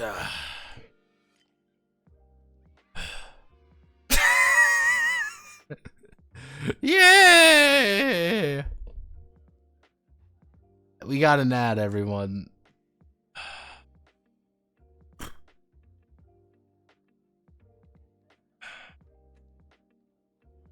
We've got 2 ads.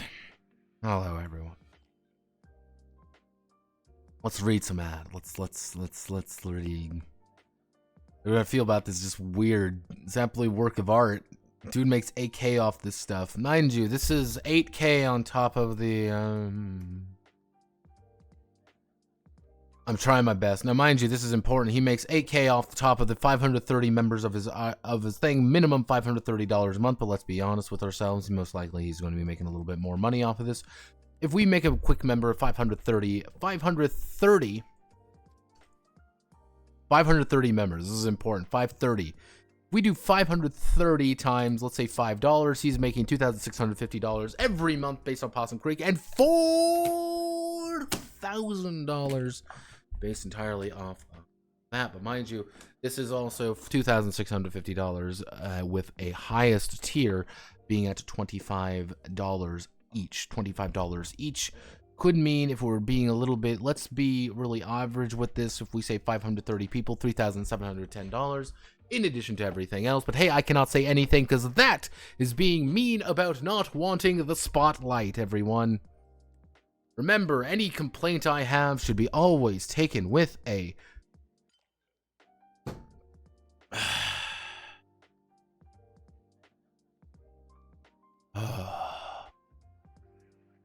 every single thing you say, I say, should always be taken with a grain of salt, because remember, I am nothing more than a grifter, terrible human being who just wants the spotlight from people who have done better than me, even though J Dragon has, of course.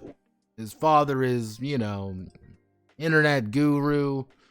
Yeah. I'm nothing. I'm just a silly clown. Man at the edge of darkness. Fighting for the good fight. But hey, what is the good fight? I am just a fucking clown.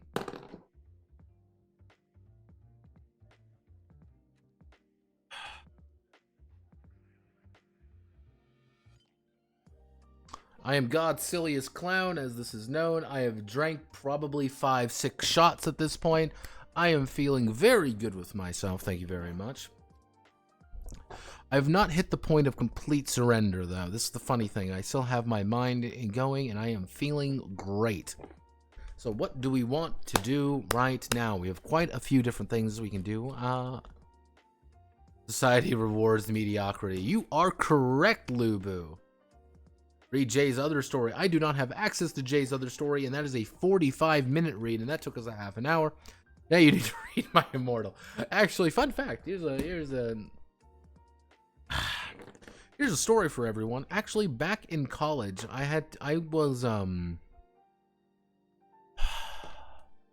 in college, I was actually in a class about the idea of historical archivization. It wasn't necessarily a class about historical things. It was about the idea of studying history. It was a very weird class. And one of the things that I proposed, I wrote this entire huge paper about the idea that we should really keep fan fiction. Because fan fiction is ultimately, at the end of the day, the final evolution of artistry. It's actually a very unique phenomenon. We've seen fan fiction throughout history. So, recording I Immortal and doing that would be great.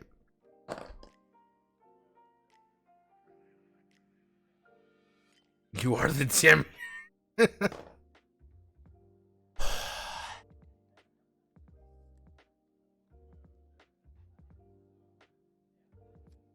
See, I know I am feeling buzzed currently, but not drunk. And I know I'm not drunk because I don't have the ball in my head. Because the thing is, if I'm ever completely smashed, I feel like I have this ball in my head. And if I move a little bit to the left, move a little bit to the right, it feels like this ball is moving back and forth. Fanfiction is the voice of the unheard. You are correct. That was the entire actual basis of that thing.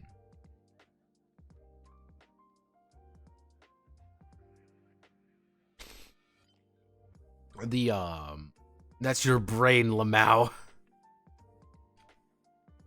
It's not actually. It's not my brain. What it is actually the sensation of gravity as I start leaning dramatically in different directions. I say it's like a ball because it's like a weight.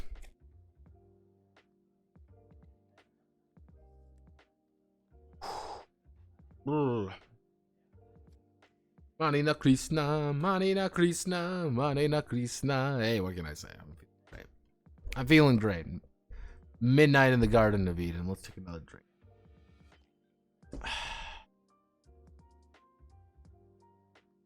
I am alive, and I am a man who is trying his best to fight the good fight.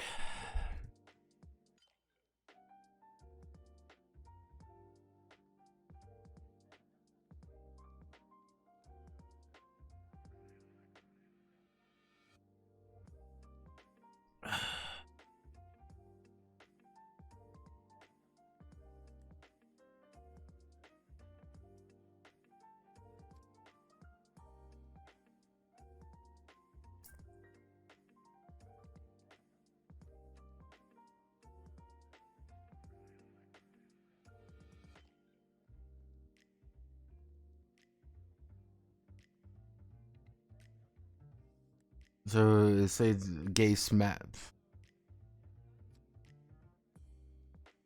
Now, well, here's the thing. Jay is actually the son of a man named Rick Dragon. This is Rick Dragon. Rick Dragon is actually an artist, but you may be wondering, hey, this doesn't seem very interesting. This doesn't seem very interesting at all. He's just a random artist guy. But hey, Rick Dragon actually has a very interesting person. Now, if we do it to LinkedIn right here, oh, fucking gotta sign in. Then let's sign into LinkedIn, everybody.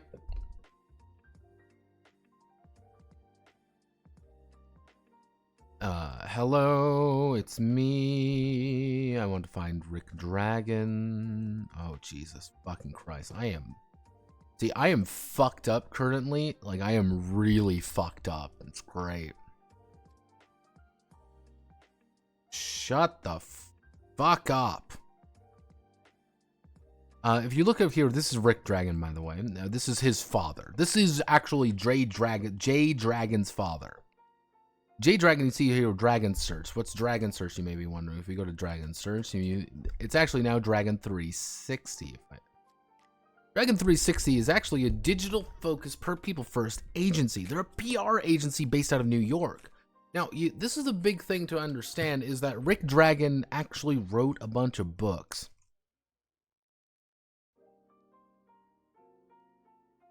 Now, Rick Dragon is pretty much a digital marketing guru. This is a very important thing to understand. Rick Dragon is a digital marketing guru. Anytime you learn about something like search engine optimization, anytime you learn things about the idea of social marketology, you end up with things like online marketing manual, social marketology, anything like that. That's Rick fucking Dragon.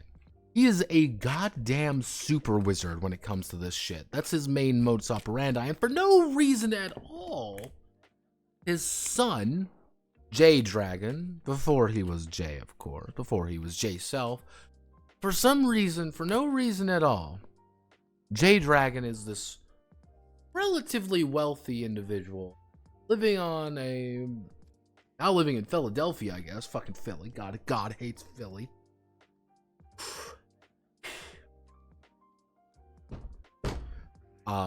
For no reason at all, Rick here, and his son, is a digital marketing guru. And for some reason, for no reason at all, his son has magically managed to become a digital marketing guru himself. This is a guy that my textbook quoted. Yes, remember we had to read some shit from this guy. Zam, yes, exactly, McDrussel, you understand. This guy is a fucking digital marketing guru. He wrote the fucking book on it. He wrote multiple books on it, baby. He is quite literally this guy who sold about 2 companies, did really damn good at it, and for no reason at all. So are they...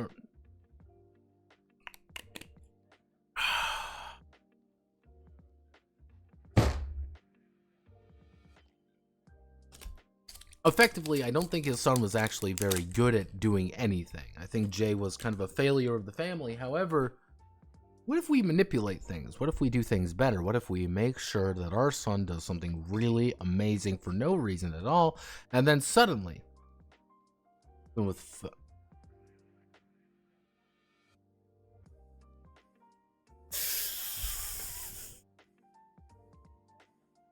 now you got to remember, you're looking at Jay is a fascinating creature, and this is a very important thing you got to always understand. Jay is a fascinating creature whose entire modus operandi is being a fucking failure.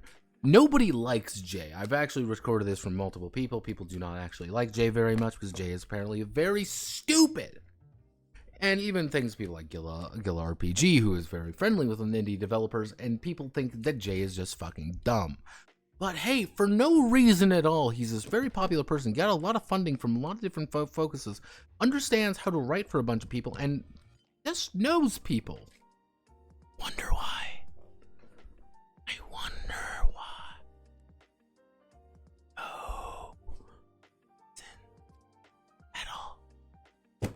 Not weird at all. It's not weird at all that Rick has decided to move to fucking Columbia and become a executive director of an art retreat. It's very strange. Who knows? Who fucking knows?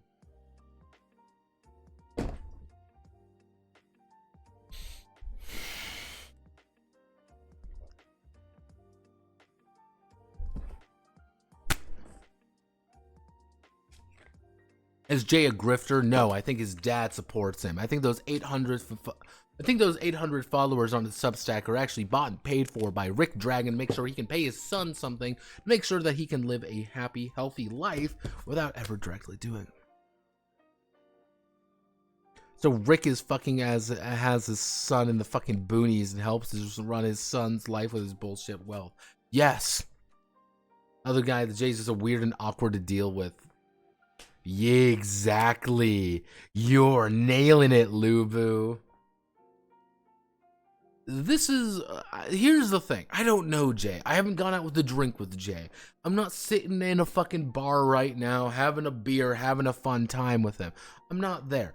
All I can see is that it's a very strange that Jay is getting $5,000 a month from a Substack with 800 exact subscribers for $4,000 a month for 2 pieces of writing that isn't actually very good.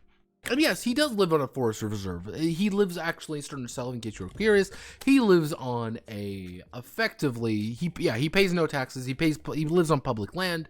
He is a person who is barely relevant. He lives on a summer camp, effectively, because welcome to the wonderful world of taxation. Though apparently Possum Creek Games is actually moved into...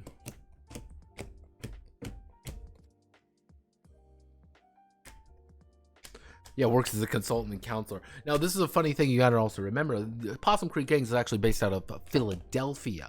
Now, you may be wondering why it's based out of Philadelphia, because Philadelphia actually is a real place, not somewhere in New York. But isn't living on a forest reserve illegal? No, it is not, Lubu, because it is public land and he does own property out there. However, he lives on a summer camp. This is the beautiful thing. Since it's public property, technically it's perfectly fine for you to do that. It is quite literally beautiful tax manipulation, baby. Oh, fuck me. Woohoo, I'm feeling good today, everybody. Yeah, I've officially hit the point where I'm fucked up. I'm feeling good. So let's do... Yeah, Jay is a fascinating creature person. So we've read Digital Faggot Suicide. It is not illegal.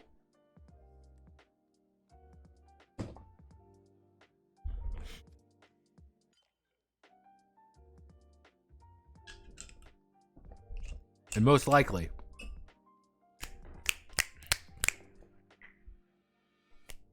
so what do we want to do right now? So we've got a few options what to do right now. This is Notepad After Dark. Notepad After Dark. No one gives a shit what we do here. What do we want to do, everyone? We got a few options. We can start deving some game. Let's see. We can start working on some game stuff. We can start working on. We can open up a video. We can open up some video games. We can open. Fuck. Entered his Mobius art. Nah, I'm not in the Mobius art. I can tell you that fucking much. This is the beautiful part. I wish I owned Dynasty Warriors. I love Dynasty Warriors. This is the secret, Lubu. I actually really like Dynasty Warriors, but I do have a Dynasty Warriors-esque game. If I go to Drive, if I go to Project Tactic, this is actually my Dynasty Warrior games, and actually this month the patrons have selected that we're going to be making this into a PDF. However, there's a few issues with this PDF. Most notably is that I don't actually have a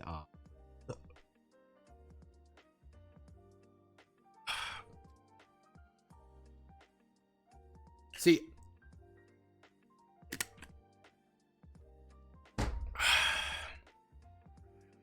Ooh, I can do this. Okay, I can do this.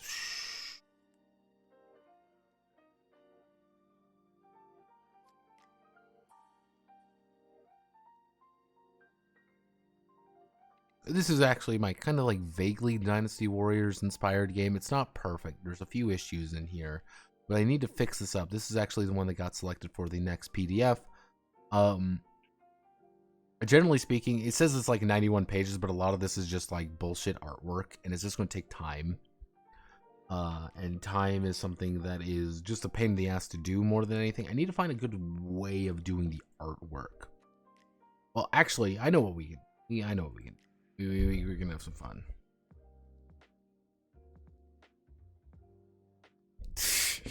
Let's see. Do I have any fun games? Let's see. Do I have any fun games that I can show the masses my drunk ass skill, as one might say?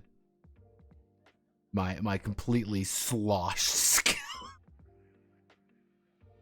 I'm not blitz. I'm not completely fucked up. I'm just feeling real good right now.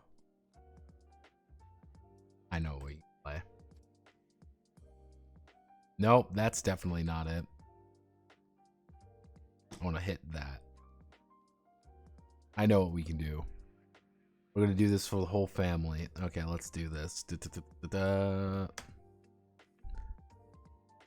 Welcome to Urbo, everyone. This is Urbo. We're going to do our best here. Urbo is 2049, but this is 2049, but I'm fucked up. So let's do our best here. Now, Urbo is actually a really fun game. It's actually quite engaging. It really gets your gets the noggin jogging, as one might say. What we want to do is we want to form things together. We want to make things nice and pretty and get things as nice and like good looking as possible. And as you kind of see, we're making good progress here.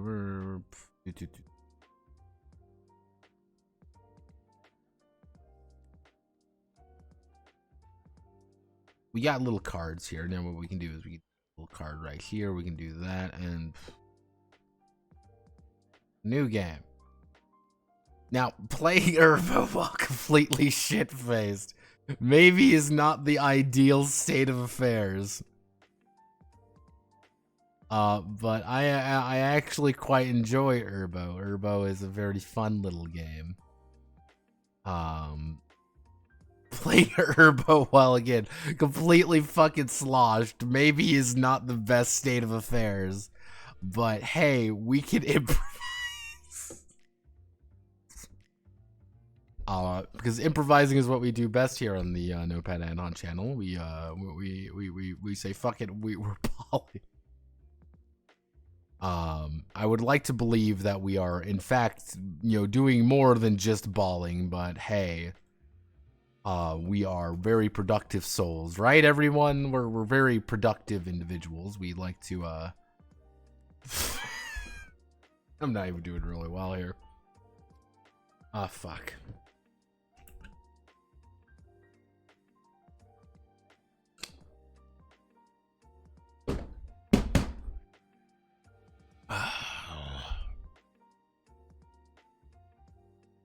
You want like quality gameplay? You aren't going to get quality gameplay here. You were going to get bullshit terrible gameplay by someone who is completely shit-faced currently.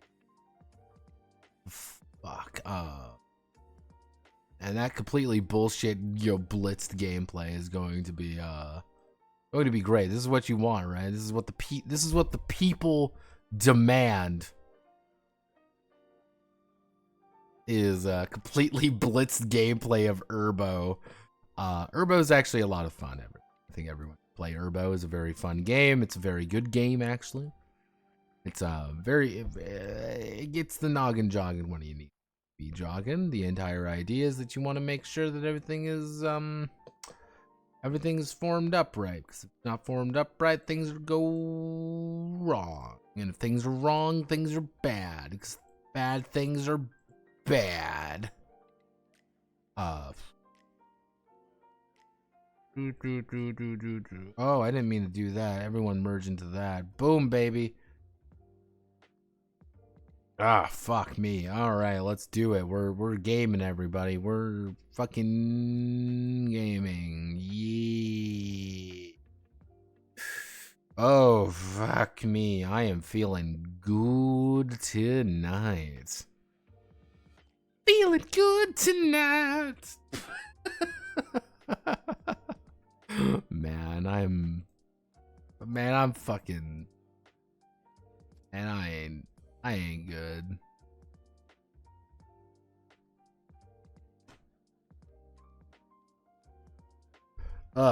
Bro, you are blitzed. Yes, I am in fact blitzed. What a shame there's no Yick right now. Notepad, if I give you a Sister Wife Simulator right now, will you play it on stream? The game is best enjoyed drunk. No, I will not play Sister Wife fucking Simulator.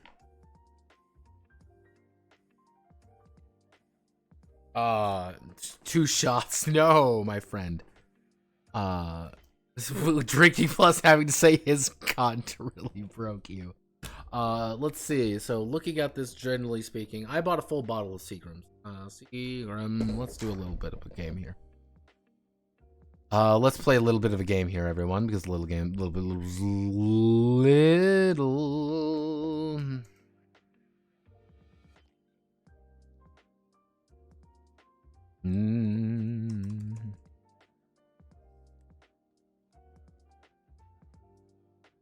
So let's see. I want to say this is what I got right here.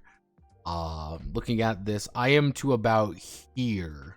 Actually, I'm about to about here on this bottle of Seagrams. I've drank about a half a bottle of Seagrams.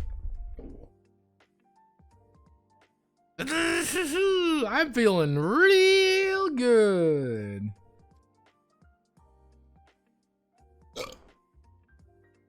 Now, mind you, I haven't actually eaten anything today.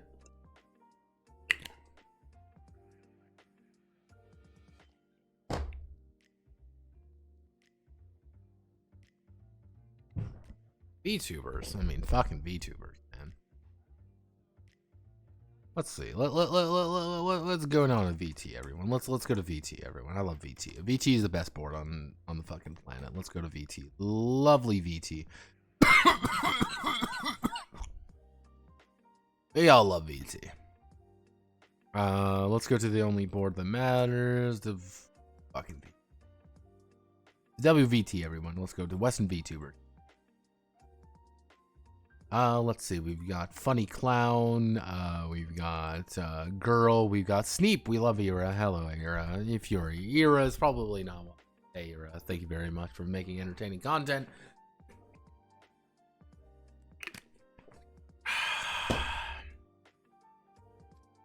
Thank you very much, Ira, for making very, very, very interesting content. I love you very much. You're very good. I've read.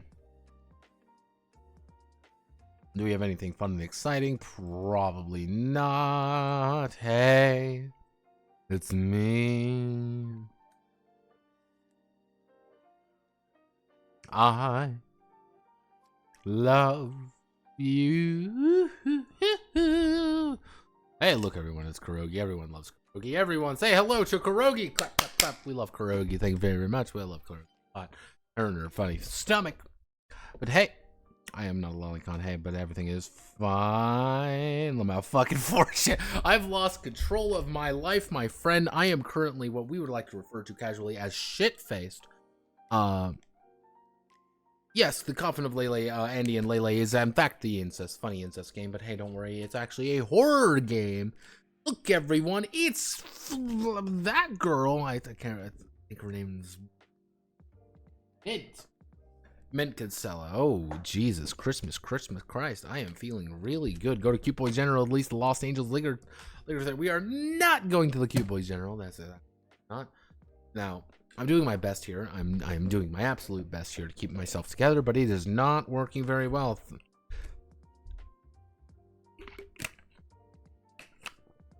Now, I've got myself a cup of coffee here. What's society's obsession with incest? What's society's obsession with incest? Now, there's a few different things you can there's a few different things you can actually draw upon here. You can say with the idea of probably the most in most recent years, the idea of incest has been one of the most recent incest, and the ideas of incest has probably been through Game of Thrones. And the idea of Game of Thrones is that it's supposed to be like it's dark, it's mysterious, it's weird. It's like, oh no, you're fucking your sister. That's weird. That's uncomfortable, and that's kind of infected the idea a little bit. It's kind of infected the mind a little bit, being like, oh, incest is weird, and weird shit is what promotes things. People love weird shit. You also get things like Pornhub, for example. Pornhub is very, very astute when it comes to various tags. Pornhub is actually very smart when it comes to tags, because what happens is they say, hey, this shit's trending. We legally cannot show incest or anything incestual pornography. That will actually get your shit banned immediately. That's very bad. However, stepbrother, stepbros, stepbrother, stepsister, all that bullshit, that's perfectly fine. And when I say that's perfectly fine, because it's technically not that bad, technically speaking. So that's kind of that obsession is there. You kind of got the Game of Thrones obsession. You've kind of got all this kind of little different It's weird, it's strange, it's something that you look at, you're like, what the fuck? And even with the coffin of Andy and Lele, is that it's effectively a demon saying fuck your brother. That's the entire premise of it. It's like, hey, fuck your brother. That is bad. Like the coffin of Andy and Lele is supposed to be a horror visual novel. It's supposed to be scary. It's supposed to be something uncomfortable. It's supposed to be something unright. Because unright is what we do best.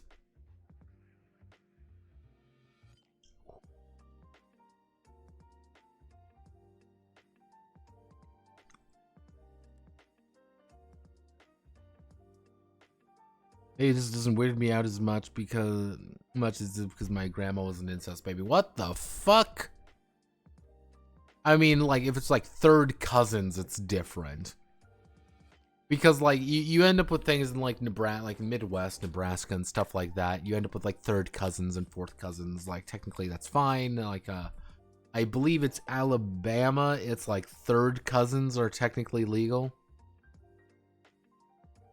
Talk about the Spooderman video again. Yeah, no, incest is bad.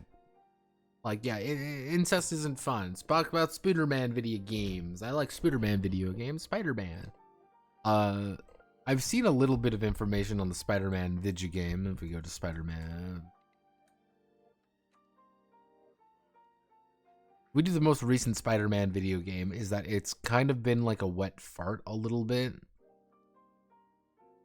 It's been kind of a wet fart, and it's been kind of a wet fart because one, Miles Morales has a personality of a fucking board, because they legitimately do not allow Miles Morales to have a personality. I don't know if it's fucking mandated at Marvel that they just do not allow him to have like any actual character. And I know why they don't want him to have character, because they want to be like, he's Spider-Man. I'm like, no, he's not Spider-Man. He should be something cool. He should be something different. He should be something, interesting. He should be something a little bit different, because he should be his own character. Because Peter Parker exists, and he cannot be Spider-Man in the world where Spider-Man exists. However, there's a problem, and it's that problem very much is that Miles Morales lives in a world where Peter Parker exists, who is Spider-Man, and because of that, the video game's a little weird. I haven't really seen anything. I know,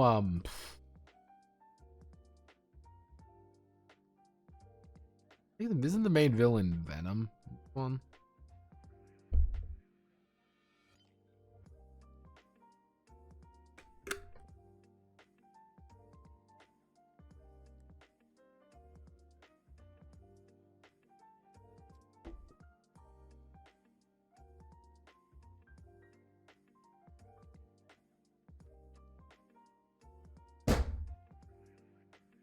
I'm doing my best here, guys. Also, Mary Jane shows up. Yeah, I know Mary Jane is all fucked up to hell and back. Yeah, this is Mary Jane. Mary Jane looks all fucked up to hell and back. Because they actually showed who the voice, like the lead developer was. And the lead developer looked a little bit weird, as she looked like her, and of course you want to make sure that it looks right, and the mocap's all fucked up. It's a mess.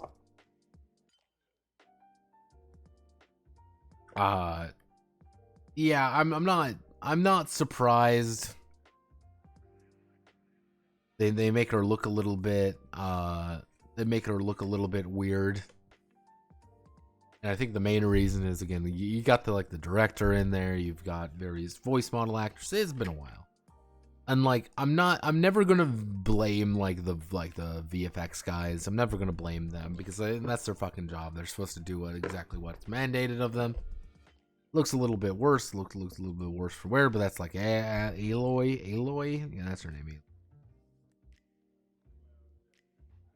Female character model after the writer of the game, of course. And yeah, well, I mean, are you really? Him wanted to make a self-insert for his stepson. Also, costume choices. I'm pretty sure Peter looks. Niles has no personality in the comics either. Well, here's the thing. Like, Miles is an interesting and fun character. I will give the idea of like Spider-Verse. Spider-Verse is really good. Because like you care about Miles. They're like, yeah, all right, you know, he's kind of a smart kid, but he never doesn't want to. Ah! Like Miles is a smart kid, but he doesn't really want to come off as super smart because he needs to be kind of cool, but he wants to kind of. Miles actually has a lot of personality in the Spider-Verse movies, and that's kind of like one of the main appeals of the of that series is Miles actually as a character. Comic Miles in Ultimate Spider-Man, when he first showed up, he was really good because he kind of had a unique personality, a unique idea, but then they brought him into the real Marvel universe, and then he became Black Spider-Man, and that's kind of a problem. And like one of the issues is they made Black Spider-Man, and that's all that he was ever being, and that sucks because he has a character. He's actually an interesting character, and he could be like, oh, I'm a little bit of fish out of water. My dad's a cop. I'm a person out of time. I'm a person out of this world. I'm trying my best to fit in, but it's very difficult. And that could be an interesting story from multiple angles. I'm a person trying to fit in. And I'm like, cool. And that's a really interesting character arc for Miles, but they never want to give Miles that character arc for a variety of reasons, and the most notable of which is that Bendis is the main writer of Miles. They legitimately do not want to give him character development because they want to make him as safe as possible for movies. And Cuckmaster Mephisto strikes again.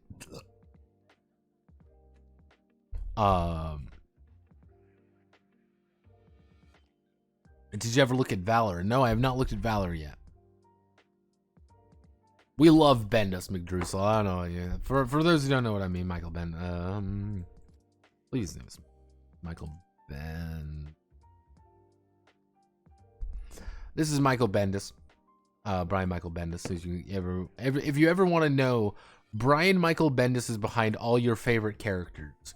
Now you may be wondering, hey, what do you mean you're my favorite characters? You have things like Ironheart. You know Ironheart? Everyone fucking loves Ironheart. You know, teenage black Iron Man.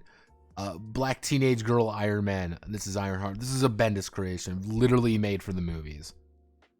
Bendis has a few different creations. He fucking I think the best way to say about it is that he fucking despises literally anyone else except himself. He wants to make a movie because he wants to be the person to say, like, I made this character for the movies. He doesn't have a very good story beat like Ironheart. I'm like, all right, cool. Ironheart is really inspired by it. Like, here's the thing with Ironheart. You can make Ironheart really interesting. You want to know how you make Riri Williams actually kind of interesting, being like, hey, I am a teenage super genius who made my own Iron Man suit because I'm inspired by Iron Man, but I made changes. Iron Man discovers her being like, hey, what the fuck? This is super cool that you're actually like this teenage super genius.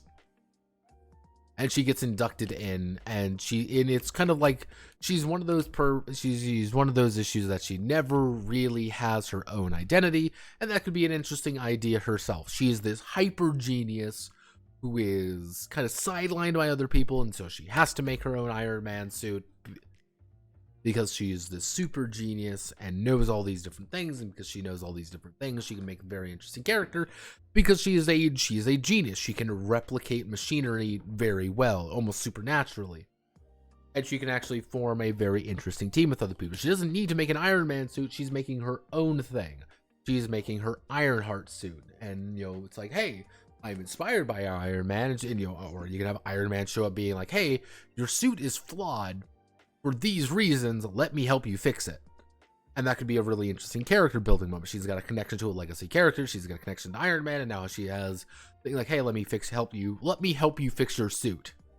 And we can make it better. We can make it faster. We can make it stronger. We can make it tougher. And like, you clearly know what you're doing, but you're looking at it from such a singular perspective. And you're getting another perspective on things that can help you. Boom. There you go. Ironheart's an interesting character, but they don't want to do that. Isn't Bendis with DC now? Fuck, I don't know. Shock slobbing with the current editors, writer, buddy. Bendis is embodying Mr. Editors, making movies, rewrites, but yeah. Bendis is a time and a place and a person who is in a place and thing, and oh fuck me. Oh.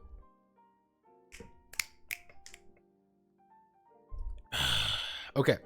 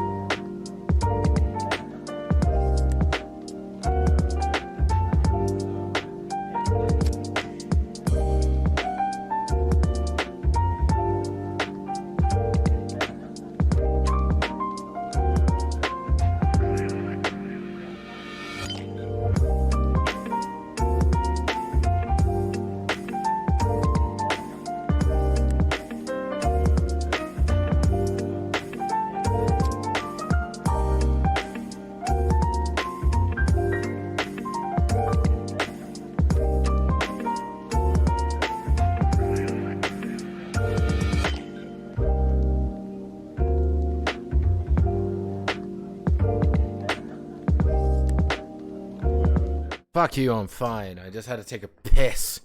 I am alive, I am fine, everything is good. I am still here. I am not drunk.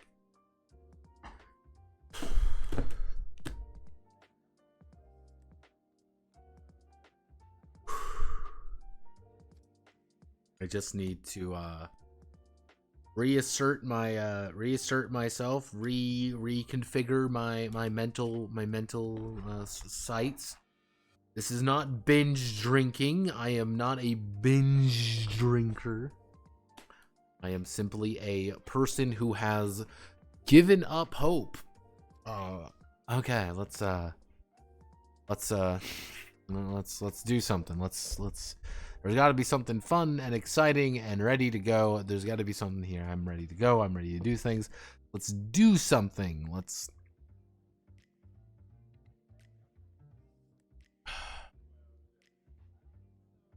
feel like I should do something, but I don't know what else. It's amazing Marvel came up with the tens of thousands of superheroes over the years, and only a handful of them ever mattered and milked over and over again.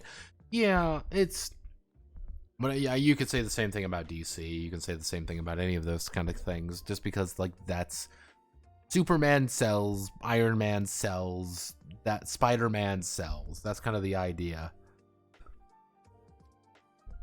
Let's see.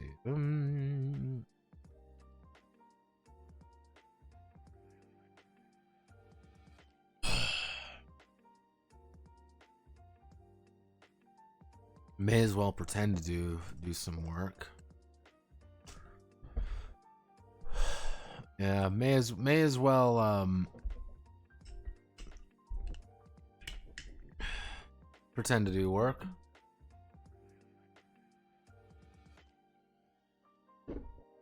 This is not healthy, by the way. I am not a healthy person.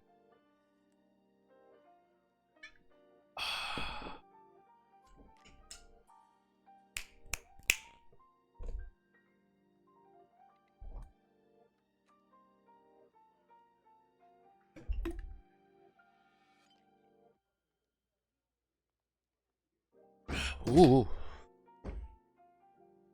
Like the only famous superheroes or villains recently were from indie works like The Boys or Invincible. But like the thing with the like Invincible and The Boys is that if you really look at it, they are taking archetypes very clearly from other works. And I think that plays a very important state of affairs. Really think about the last character you can think of, the last amazing big character that did well that wasn't a Superman clone. Because Homelander is Superman. Let's not kid ourselves here. Omni-Man is Superman. And you kind of think about it and be like, there just really isn't characters like that. That, you know, it's even like Invincible and, you know, again, Invincible and the boys are using subversions of it. Hell, the Seven are effectively just the Justice League. Even down to having like legitimately the exact same characters in there. And that's kind of like the nature of the beast there a little bit. And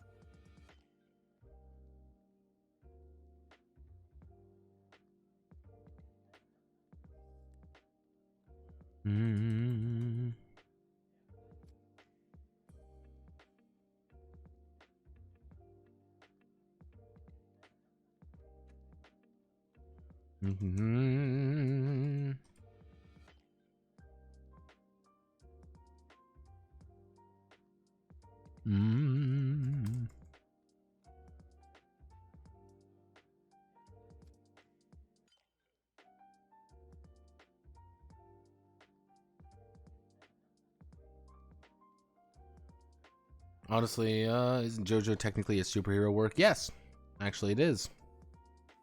I'm interested to see new Guts Punisher. It's infinitely more interesting than guy with gun.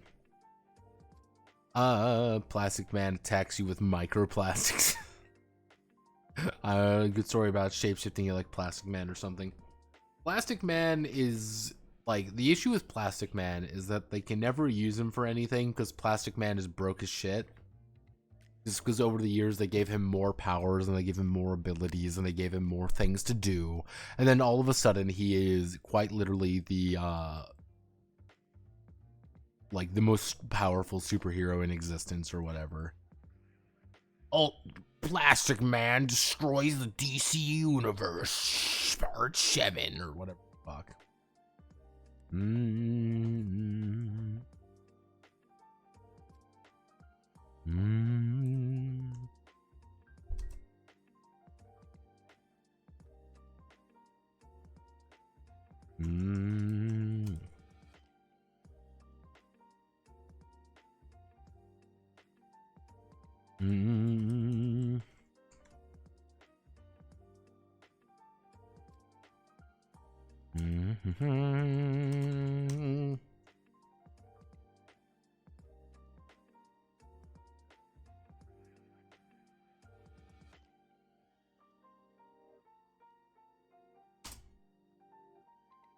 There we go. Let's see.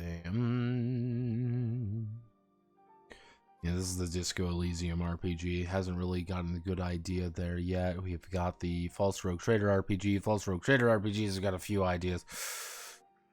So is Plastic Man as a Shoggoth in human form? Not even that, like... Plastic Man... Like, the thing with Plastic Man is that Plastic Man does everything they need him to do at a current situation. Because he has the ability to do anything. He can't die, he can't fight, he is literally the magic key to any problem. Oh no, we're in danger! Plastic Man can save us! It's kind of like how Reed Richards solves everyone's problems, because Reed Richards is the smartest man in the world.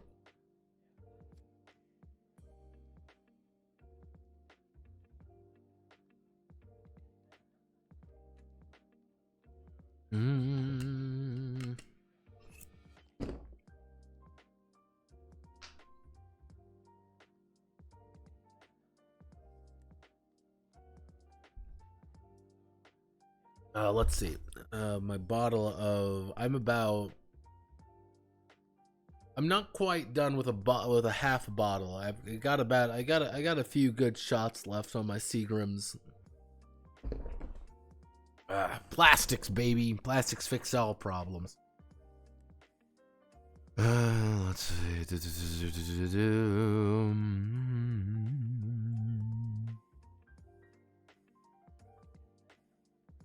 Ooh. Oh, I fight my enemies. There's nothing to do.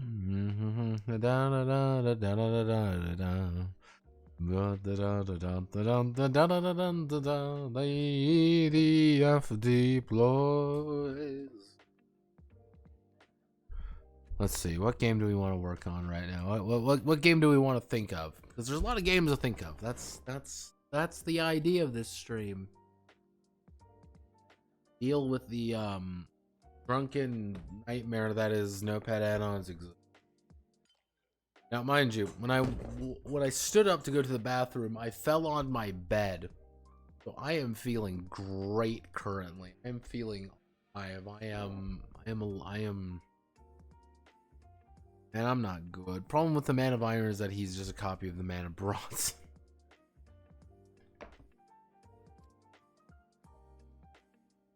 I fight my enemies. Then I said to do.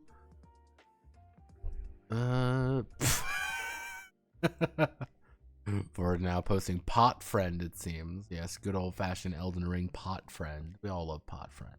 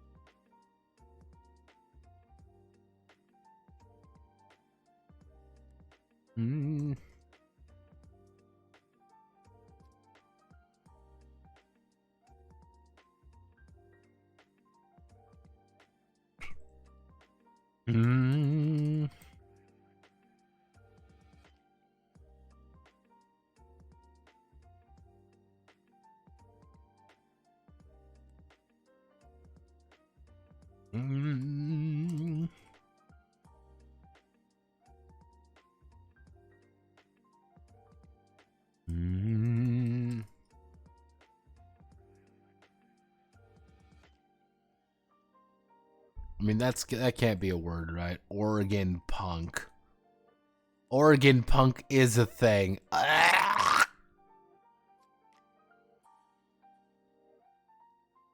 Oregon punk. This isn't a thing. No, Oregon punk isn't a thing. No, Oregon punk is not. You are lying to me. This is not real. None of this is real. None of this matters. No, none of this matters. Oh. No, none of this matters. No. None of this matters to me. Cyberpunk Jam. Tell me more about the Cyberpunk Jam of 2019. Tell me more, tell me more. There's gotta be something. Tell me more, tell me more. Do. Man of fuck.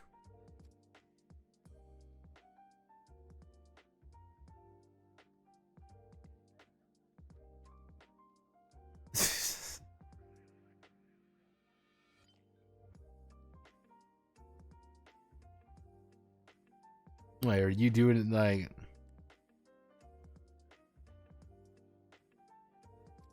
Everybody's too good for us collectively, like Artifact. Hey, Notepad, weren't you really into Dragon's Dogma? Yes, I was in Dragon's Dogma. I really like Dragon's Dogma. Dragon's Dogma was a really good game. Wait, are you doing an Evergrace RPG? To a degree, yes.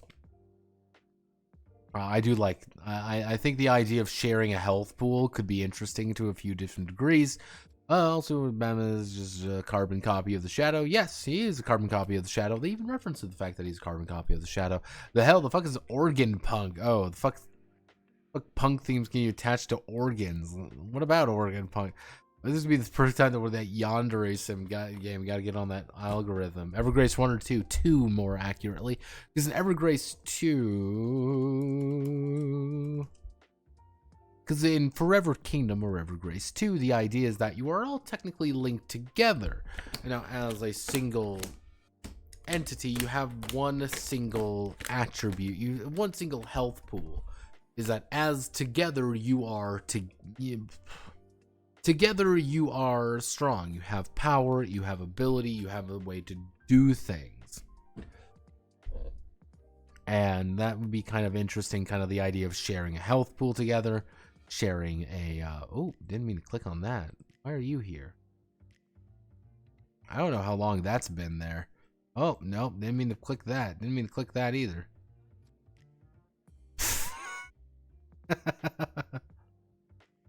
And I don't know how long that's been on there.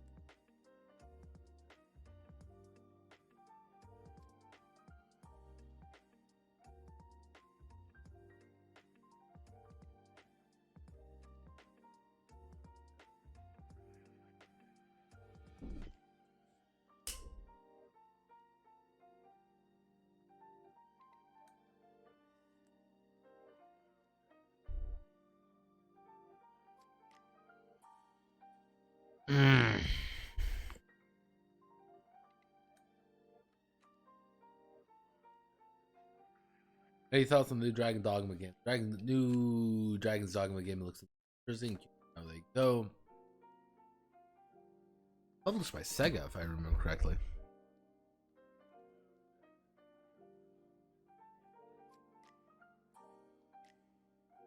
That's Capcom, isn't it?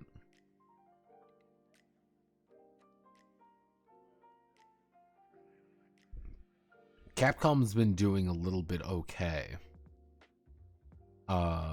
Curious how they choose to go about it, because there's a few different ways they can go about things. It's either going to be very good or very, very weird.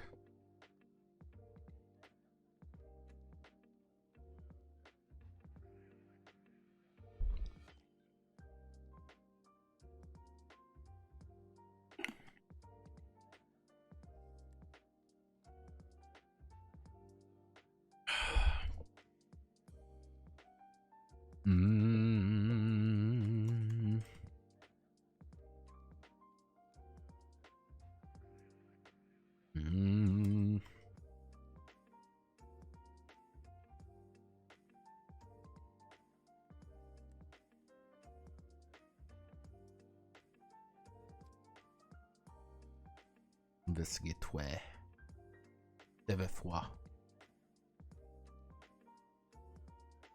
See, the thing with the thing with the Yandere Simulator game, I can actually tell you exactly how the Yandere Simulator game is going to go. Oh god, fucking season now.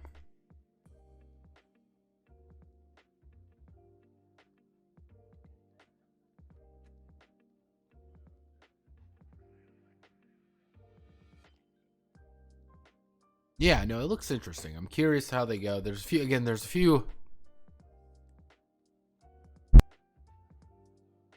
I'm just fucking sneezing. There's a few different ways it can go. I have high hopes for it.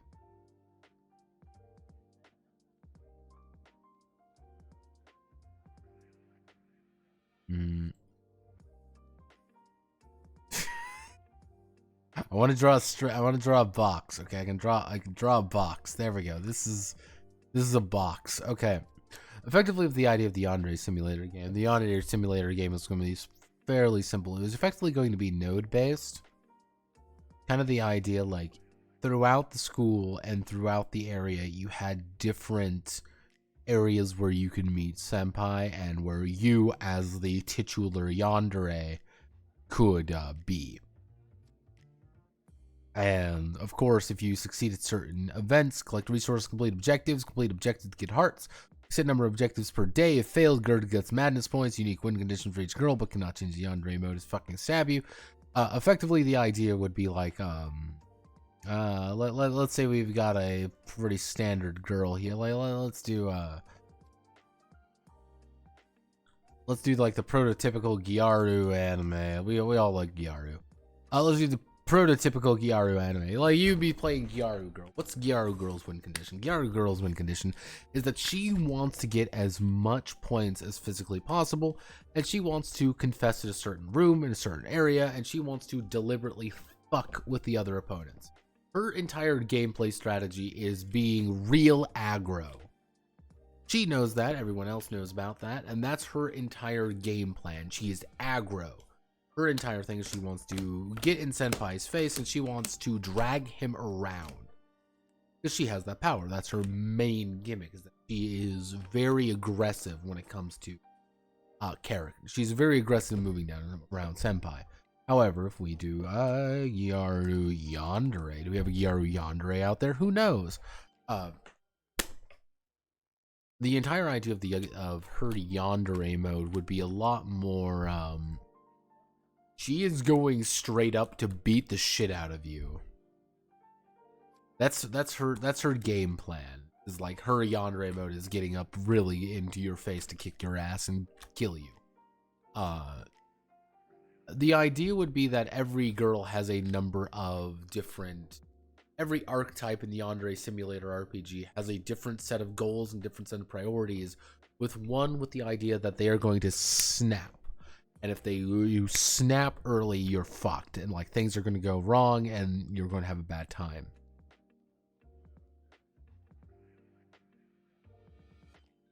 And having a bad time is the worst possible state of you just need to make defense and attack have a formula. The idea with the Yandere Simulator game, oh god, was more of a like a yes no situation. Like, are you in a room alone with her? Are you alone in a room with the yandere? If you are alone in the room with the yandere, she can fucking kill you if she wants. And she's going to fucking kill you because she's a dangerous individual. She is a threat to you. But you don't know who's snapped. That's always the big thing. You never know who is snapped until it is far, far too late. And then you end up in a situation like, hey, we're a senpai, but it's like, hey, you don't really know where people are and you don't really know how to do things. I've been kind of debating on how to do the Yandere Simulator RPG game, because if we go to like a Yandere Simulator, Yandere Simulator. We go to Yandere Simulator. We know that Yandere Dev himself has been in a little bit of hot water because he wants to groom children, because that's, that's just the natural state of affairs for a man who has done nothing but try to make Yandere RPGs, to make Yandere games about high school. This is just their natural state of being. He wants to groom children. But hey, sometimes people are just built wrong, built incorrectly, and that's just something we've got to live with. Yeah, this is effectively the idea. It's a competitive murder simulator. Got a few ideas how to do that. It's kind of depends on the situation.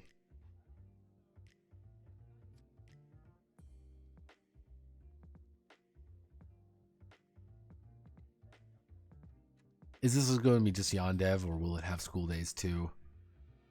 Like trying to rob a store and shooting your dick off. I think it's project without trying to groom children. Because again, like the entire idea of the Yandere Simulator game would be very simple. The entire concept would effectively be either it's a board game with the intent of everyone is playing a girl trying to seduce senpai. Of course, who is senpai? You don't know where he's going to end up every session. He's going to end up someplace different. And because he's ending up someplace different, it's harder to kind of get across an objective. What do you want to do to win senpai's heart? The Gyaru wants to be aggressive. The Kudere wants to just into him, be in the same area as him, blah, blah, blah. Ah.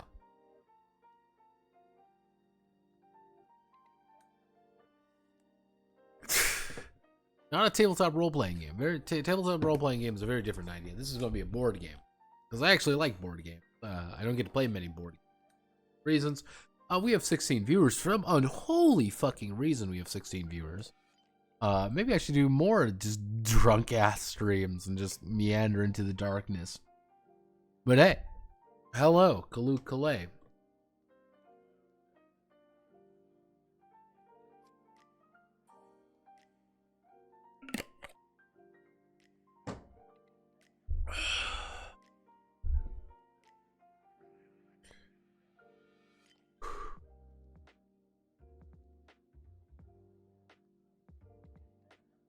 Has anyone made Yandere Survival or TTRPG? No, not really. Like if you do like Yandere Simulator or TTRPG, like that's not really a thing. You end up get like you get things like this. Like that's not really a thing for various fucking reasons. Mostly because the idea of like Yandere Simulator is kind of a meme. Various reasons, because Yandere Simulator is kind of a fucking joke at this point. Everyone kind of knows it is. Yandere Dev is a fucking meme. And I'll be as kind as possible to say that it is a fucking meme. Don't worry. Yandere Dev, I think you fully accept the fact that you are a meme. Have no fear. Ha ha ha ha ha ha. That unless you start going into like a little bit more esoteric stuff, then you start getting into, well, esoteric stuff, but esoteric stuff has its own quirks and problems, as one might say. Yandere World. Tell me, oh, Jesus Christ almighty, this is terrible. Yandere World. Yandere Simulator. Tell me more about Yandere World. I don't want to click on that because it's in Spanish. And I don't trust the Spanish people for not putting viruses on my fucking computer.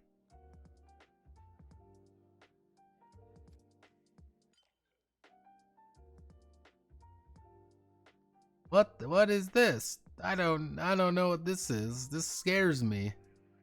Update 9 school game sandbox RPG simulator. This seems like a porn. This is a porn game. Oh, this is a porn game. Oh no.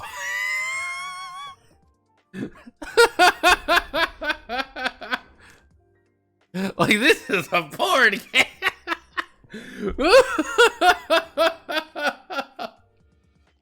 Oh man. Just scare him with tits. Oh fuck me.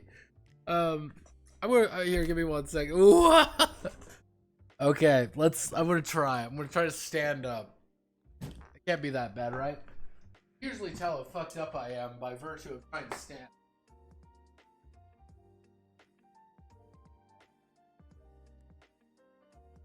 Oh! Oh! Whoa! Ooh! Ew!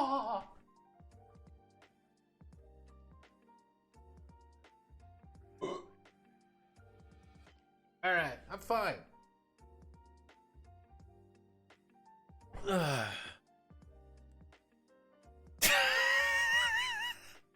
No thought he's fine. Fuck you. I am a perfect, healthy. I have not completely collapsed under expectations. I am a fully functional individual, and in 3 minutes it will be 10 o'clock, and I will be a fully. See, this is the problem: is that it's not even like 10 o'clock yet, and I am fucked. Ah, man, I am. It's Jover. It's Jover for Notepad. Let's see. Yes, Notepad D&D. This was kind of more of a joke idea more than anything. Excuse me.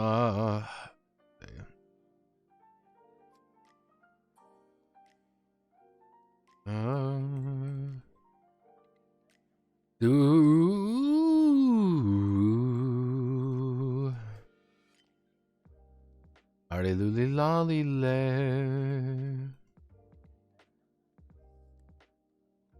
Let's see, yes, I can't believe it's not Saiyan RPG. We'll call this the Super Saiyan.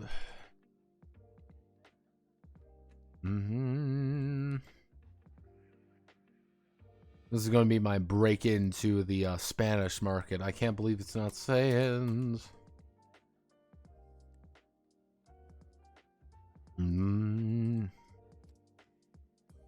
Can't believe it's Can't believe it's not Super Saiyans. Believe, not believe. Fighting, go, take me home.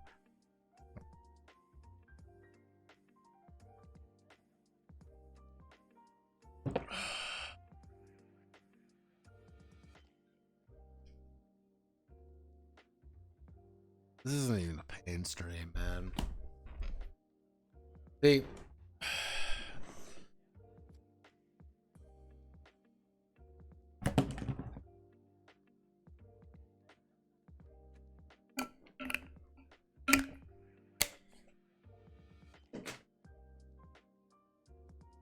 I can't even say like this is going to be a fun and exciting stream because questions more. Like the idea behind the Saiyan RPG is pretty simple. Hey, you're Saiyans. That's the entire concept. Incredibly powerful. And go on fights. You fight one another really fast. You would have to use an action map of some action map. And I like action map quite a bit. Let's see. Hydrogen oxide is your friend. Hydrogen oxide. I don't know what you're talking about.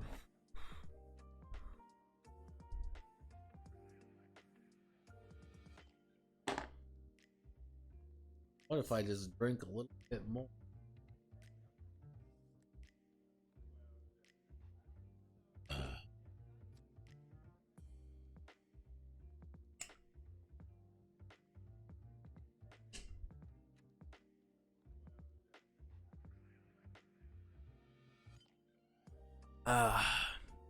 That's the great part about DBZ stands. Again, the map doesn't fucking matter because you break it all.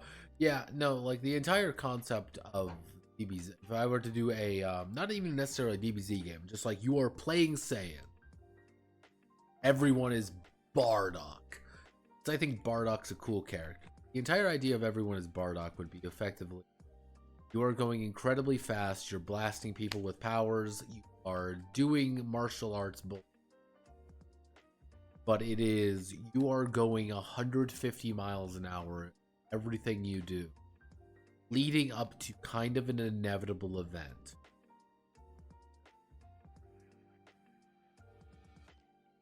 Is Dragon Ball still big in South America? My brother in Christ, there are restaurants dedicated to Goku. Yeah, it would be more. It's more entirely based off the idea of Bardock because I like Bardock. I think he's a cool character.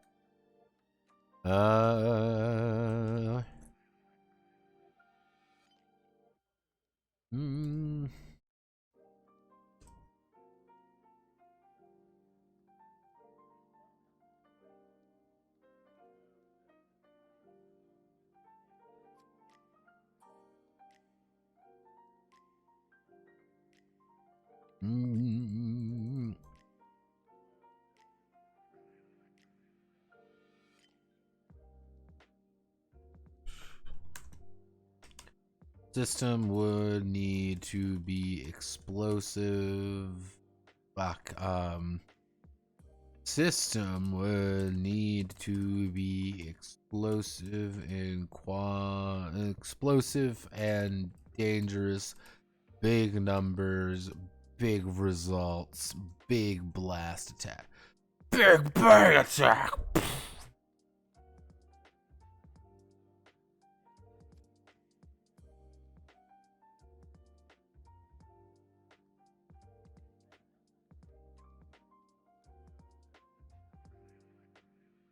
D10,000 system.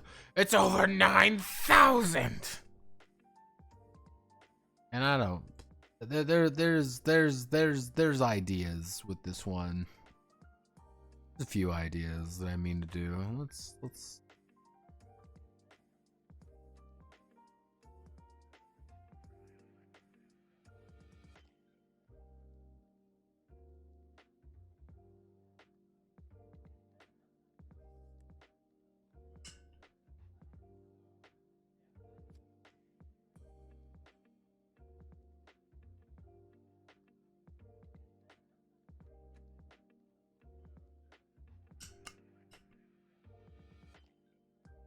Mm.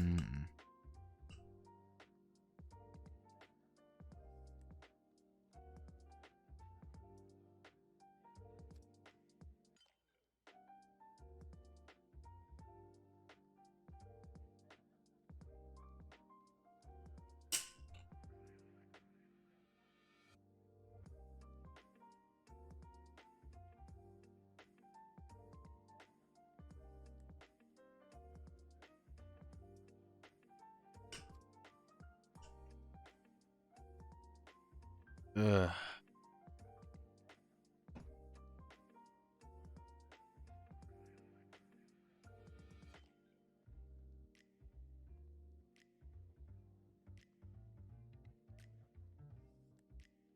Uh.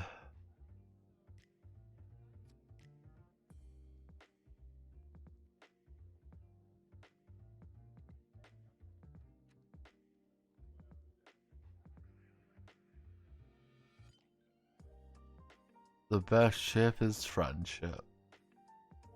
Okay.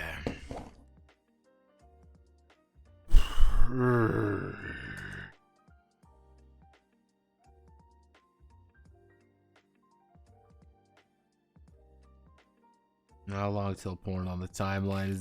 It's drink therapy to explain reincarnation needs to get. Drink therapy and reincarnation. The Goku Superman copy background feels wrong. OG Wukong was born from a rock, and that was important. Finding his rather inhuman nature. Well, here's the thing with Sterner. This is a very important thing very important thing, Sterner. The entire thing with Goku and a lot of Toriyama's works. The Toriyama wanted to do two things. He wanted to draw monsters and he wanted to draw cool machines. He didn't really matter what the fuck. Goku was just a vehicle for him to draw monsters and draw machines. It did not matter. If he wanted to, he could just ignore Goku entirely and just but he wanted someone he could draw being kind of monstrous alongside drawing cool machines. That's all Toriyama ever wanted to do, was draw cool machines and draw monsters. However, they stopped letting him draw monsters and cool machines, and they said, like, no, you gotta continue with Goku because Goku is cool. And he's like, fuck. And so he ended up just drawing cool monsters, but they were all aliens.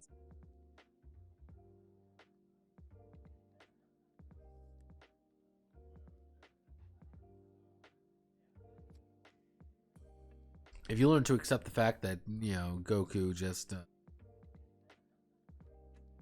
that rather explains Dragon Quest. Yeah, there's a reason Toriyama wanted to do that. That's actually a big reason why Dragon Quest exists as much as it does, is because he just wanted to draw monsters and machinery. He even did Chrono Cross. Don't forget, Chrono Cross is actually a big inspiration.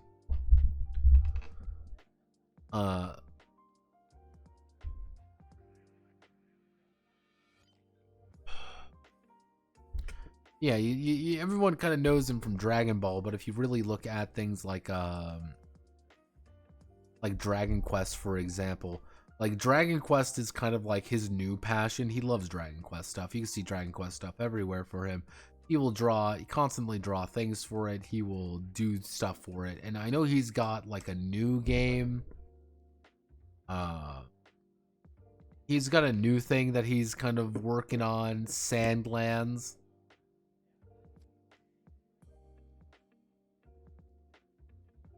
Yeah, Sandland is Toriyama's like new thing that he really cares about. Because he just gets to draw cool machines and he gets to draw cool monsters doing cool machine and cool monster things. This is legitimately all Toriyama wants to do with life. He wants to draw cool machines and cool monsters, usually having them fight it out and do cool stuff. And I can respect that. I can really respect Toriyama's goal in life to just make cool things, do cool things for cool reasons. And it's like, hey, let me just make cool, things. And it's like, yeah, cool. If we go to even Sandland, kind of see right. It's not a very long one, but Sandland's kind of got its own thing. Not a very long one. It's need to be very long because Toriyama just wants to do its own thing. Chapters. Add that to my library plantery. There we go. Never can judge me on my manga decks.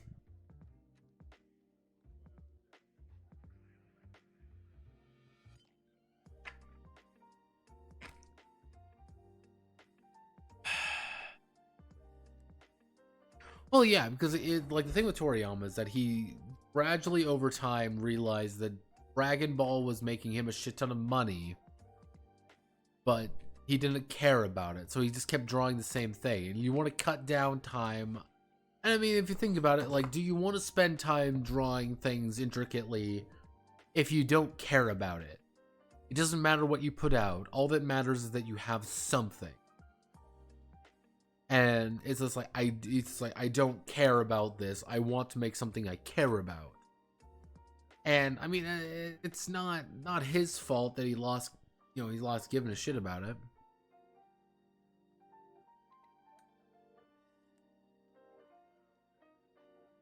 People, South Americans, keep buying that shit. Yeah, it's not even just that. It's like Dragon Ball is infinitely popular everywhere.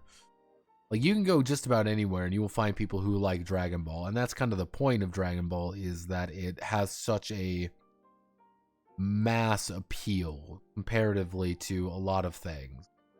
And you're like, oh, like, why does Dragon Ball, why do people love Dragon Ball? They love Dragon Ball because characters are very universal. Goku's a cool dad. He wants to help people and he's doing things to help people. Hey, here's Gohan. Gohan's the prodigal son. He's gonna do cool things for cool reasons. Hey, it's Mr. Piccolo. Hey, Mr. Piccolo, what are you doing? Oh, I'm gonna be a hero. There's a lot of storylines there, and there's a lot of cool characters, and people really like one another, and it's fun. I think that's a really important thing, is that characters do enjoy one another.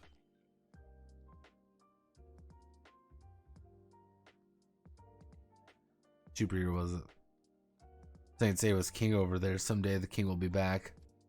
Saint Seiya. The problem with Saint Seiya is that arcs went on forever, and because arcs went on forever, things just kind of got bigger and bigger and bigger, and then people start. It's hard to care about something that's been on hiatus for 5 years, even if it was for a good reason.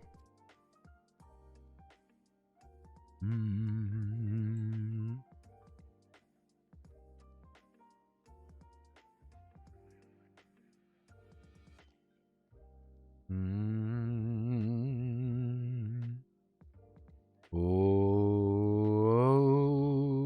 Nile of Wonder.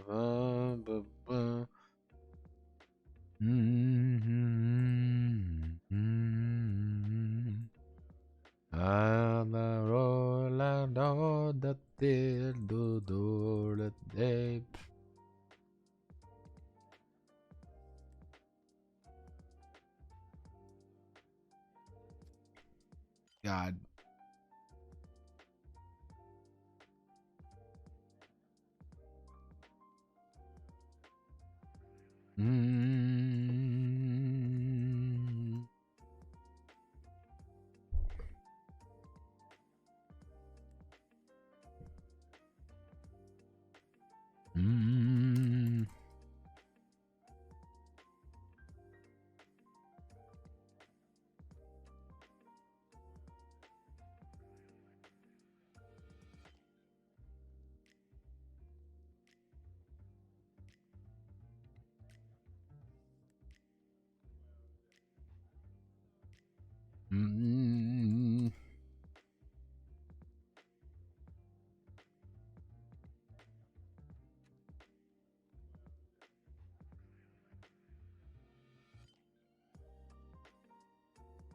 Hmm. It.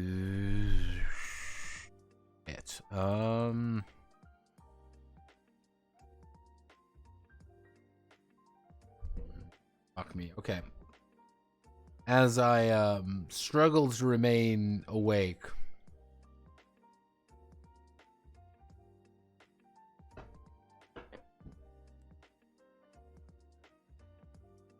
Well, the thing with like original with like Dragon Ball.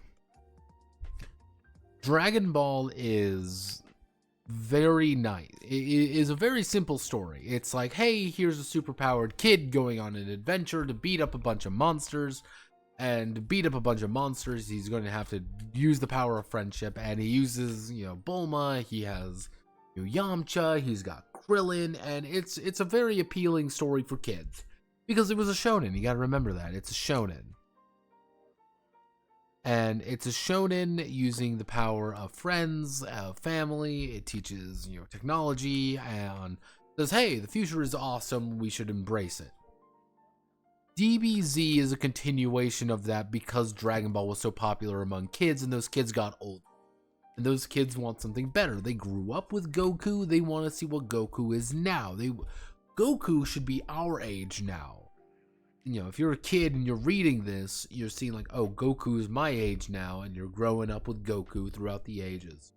And you're suddenly like, oh, like this is kind of cool. Like, oh, he dies because he's got a heart issue. Oh man, isn't Krillin cool? Like those 15 years later's episodes, but multiple seasons.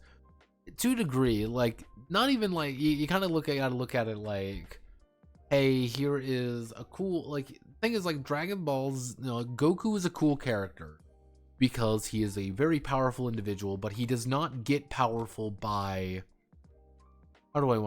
Goku is not powerful because he is a Saiyan. Goku gets powerful because he works his ass off. He says, "Oh, I'm going to train for a year," and then they'll do a year-long time skip, and it's like, "Yeah, I've been training the entire time." It's, "Hey, Krillin, what you doing?" "I'm training." You really work up the thing. This was a really well read recently first, and it's still great. Yeah, Dragon Ball holds up. DBZ. Have you watched Superhero? No, I have not watched Superhero. DBZ kind of goes back and forth depending on how you're feeling. I still think Frieza arc. Frieza still holds up. Cell holds up. Boo, not so much. I think actually the Android does not. Cell holds up. Boo does not. Boo is weird. Broly is fun.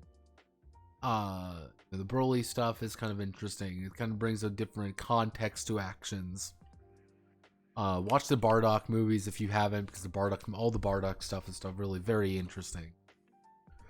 Bardock is interesting. Bardock, father of Goku, is interesting entirely from a perspective of like world building. Because you have to ask yourself, like, hey, the Saiyans are effectively space orcs. Like, that's something you gotta understand. They are space orcs. And because they are space orcs, and it's kind of like, hey, how do they perceive, being subjugated? How do they perceive this? And it's like, hey, fuck this shit. I'm going to fight till the end, and then he dies. But it's like, oh, hey, I totally know what's going to happen. You're going to die. I would say like Dragon Ball Super, bits and pieces of it are interesting. Tournament of Power was really interesting in Super because the Tournament of Power, because the thing with like Tournament of Power was really cool because it's like not only do you get to see a lot of different universes, not only do you get to see a lot of different stuff, but you're also seeing a bunch of characters work together. And it's like, oh, well, we don't really see this very often because there aren't many big threats. But it's like, oh, Jiren is an interesting character. Android 17 and Android 18 are interesting characters because they are cool characters to do cool things for cool reasons. But I'm going to call it there for tonight. Godspeed, good luck, love you all, kiss you, you know the rest. I will see you all on tomorrow. Actually, we're going to do Spell the Black Magician. We're going to finish up Spell of the Black Magician. So thank you all very much. Have a wonderful rest of your night. I will see you all then. I am going to... I don't know what I'm going to do. God help me. It's going to die, I guess. Good night.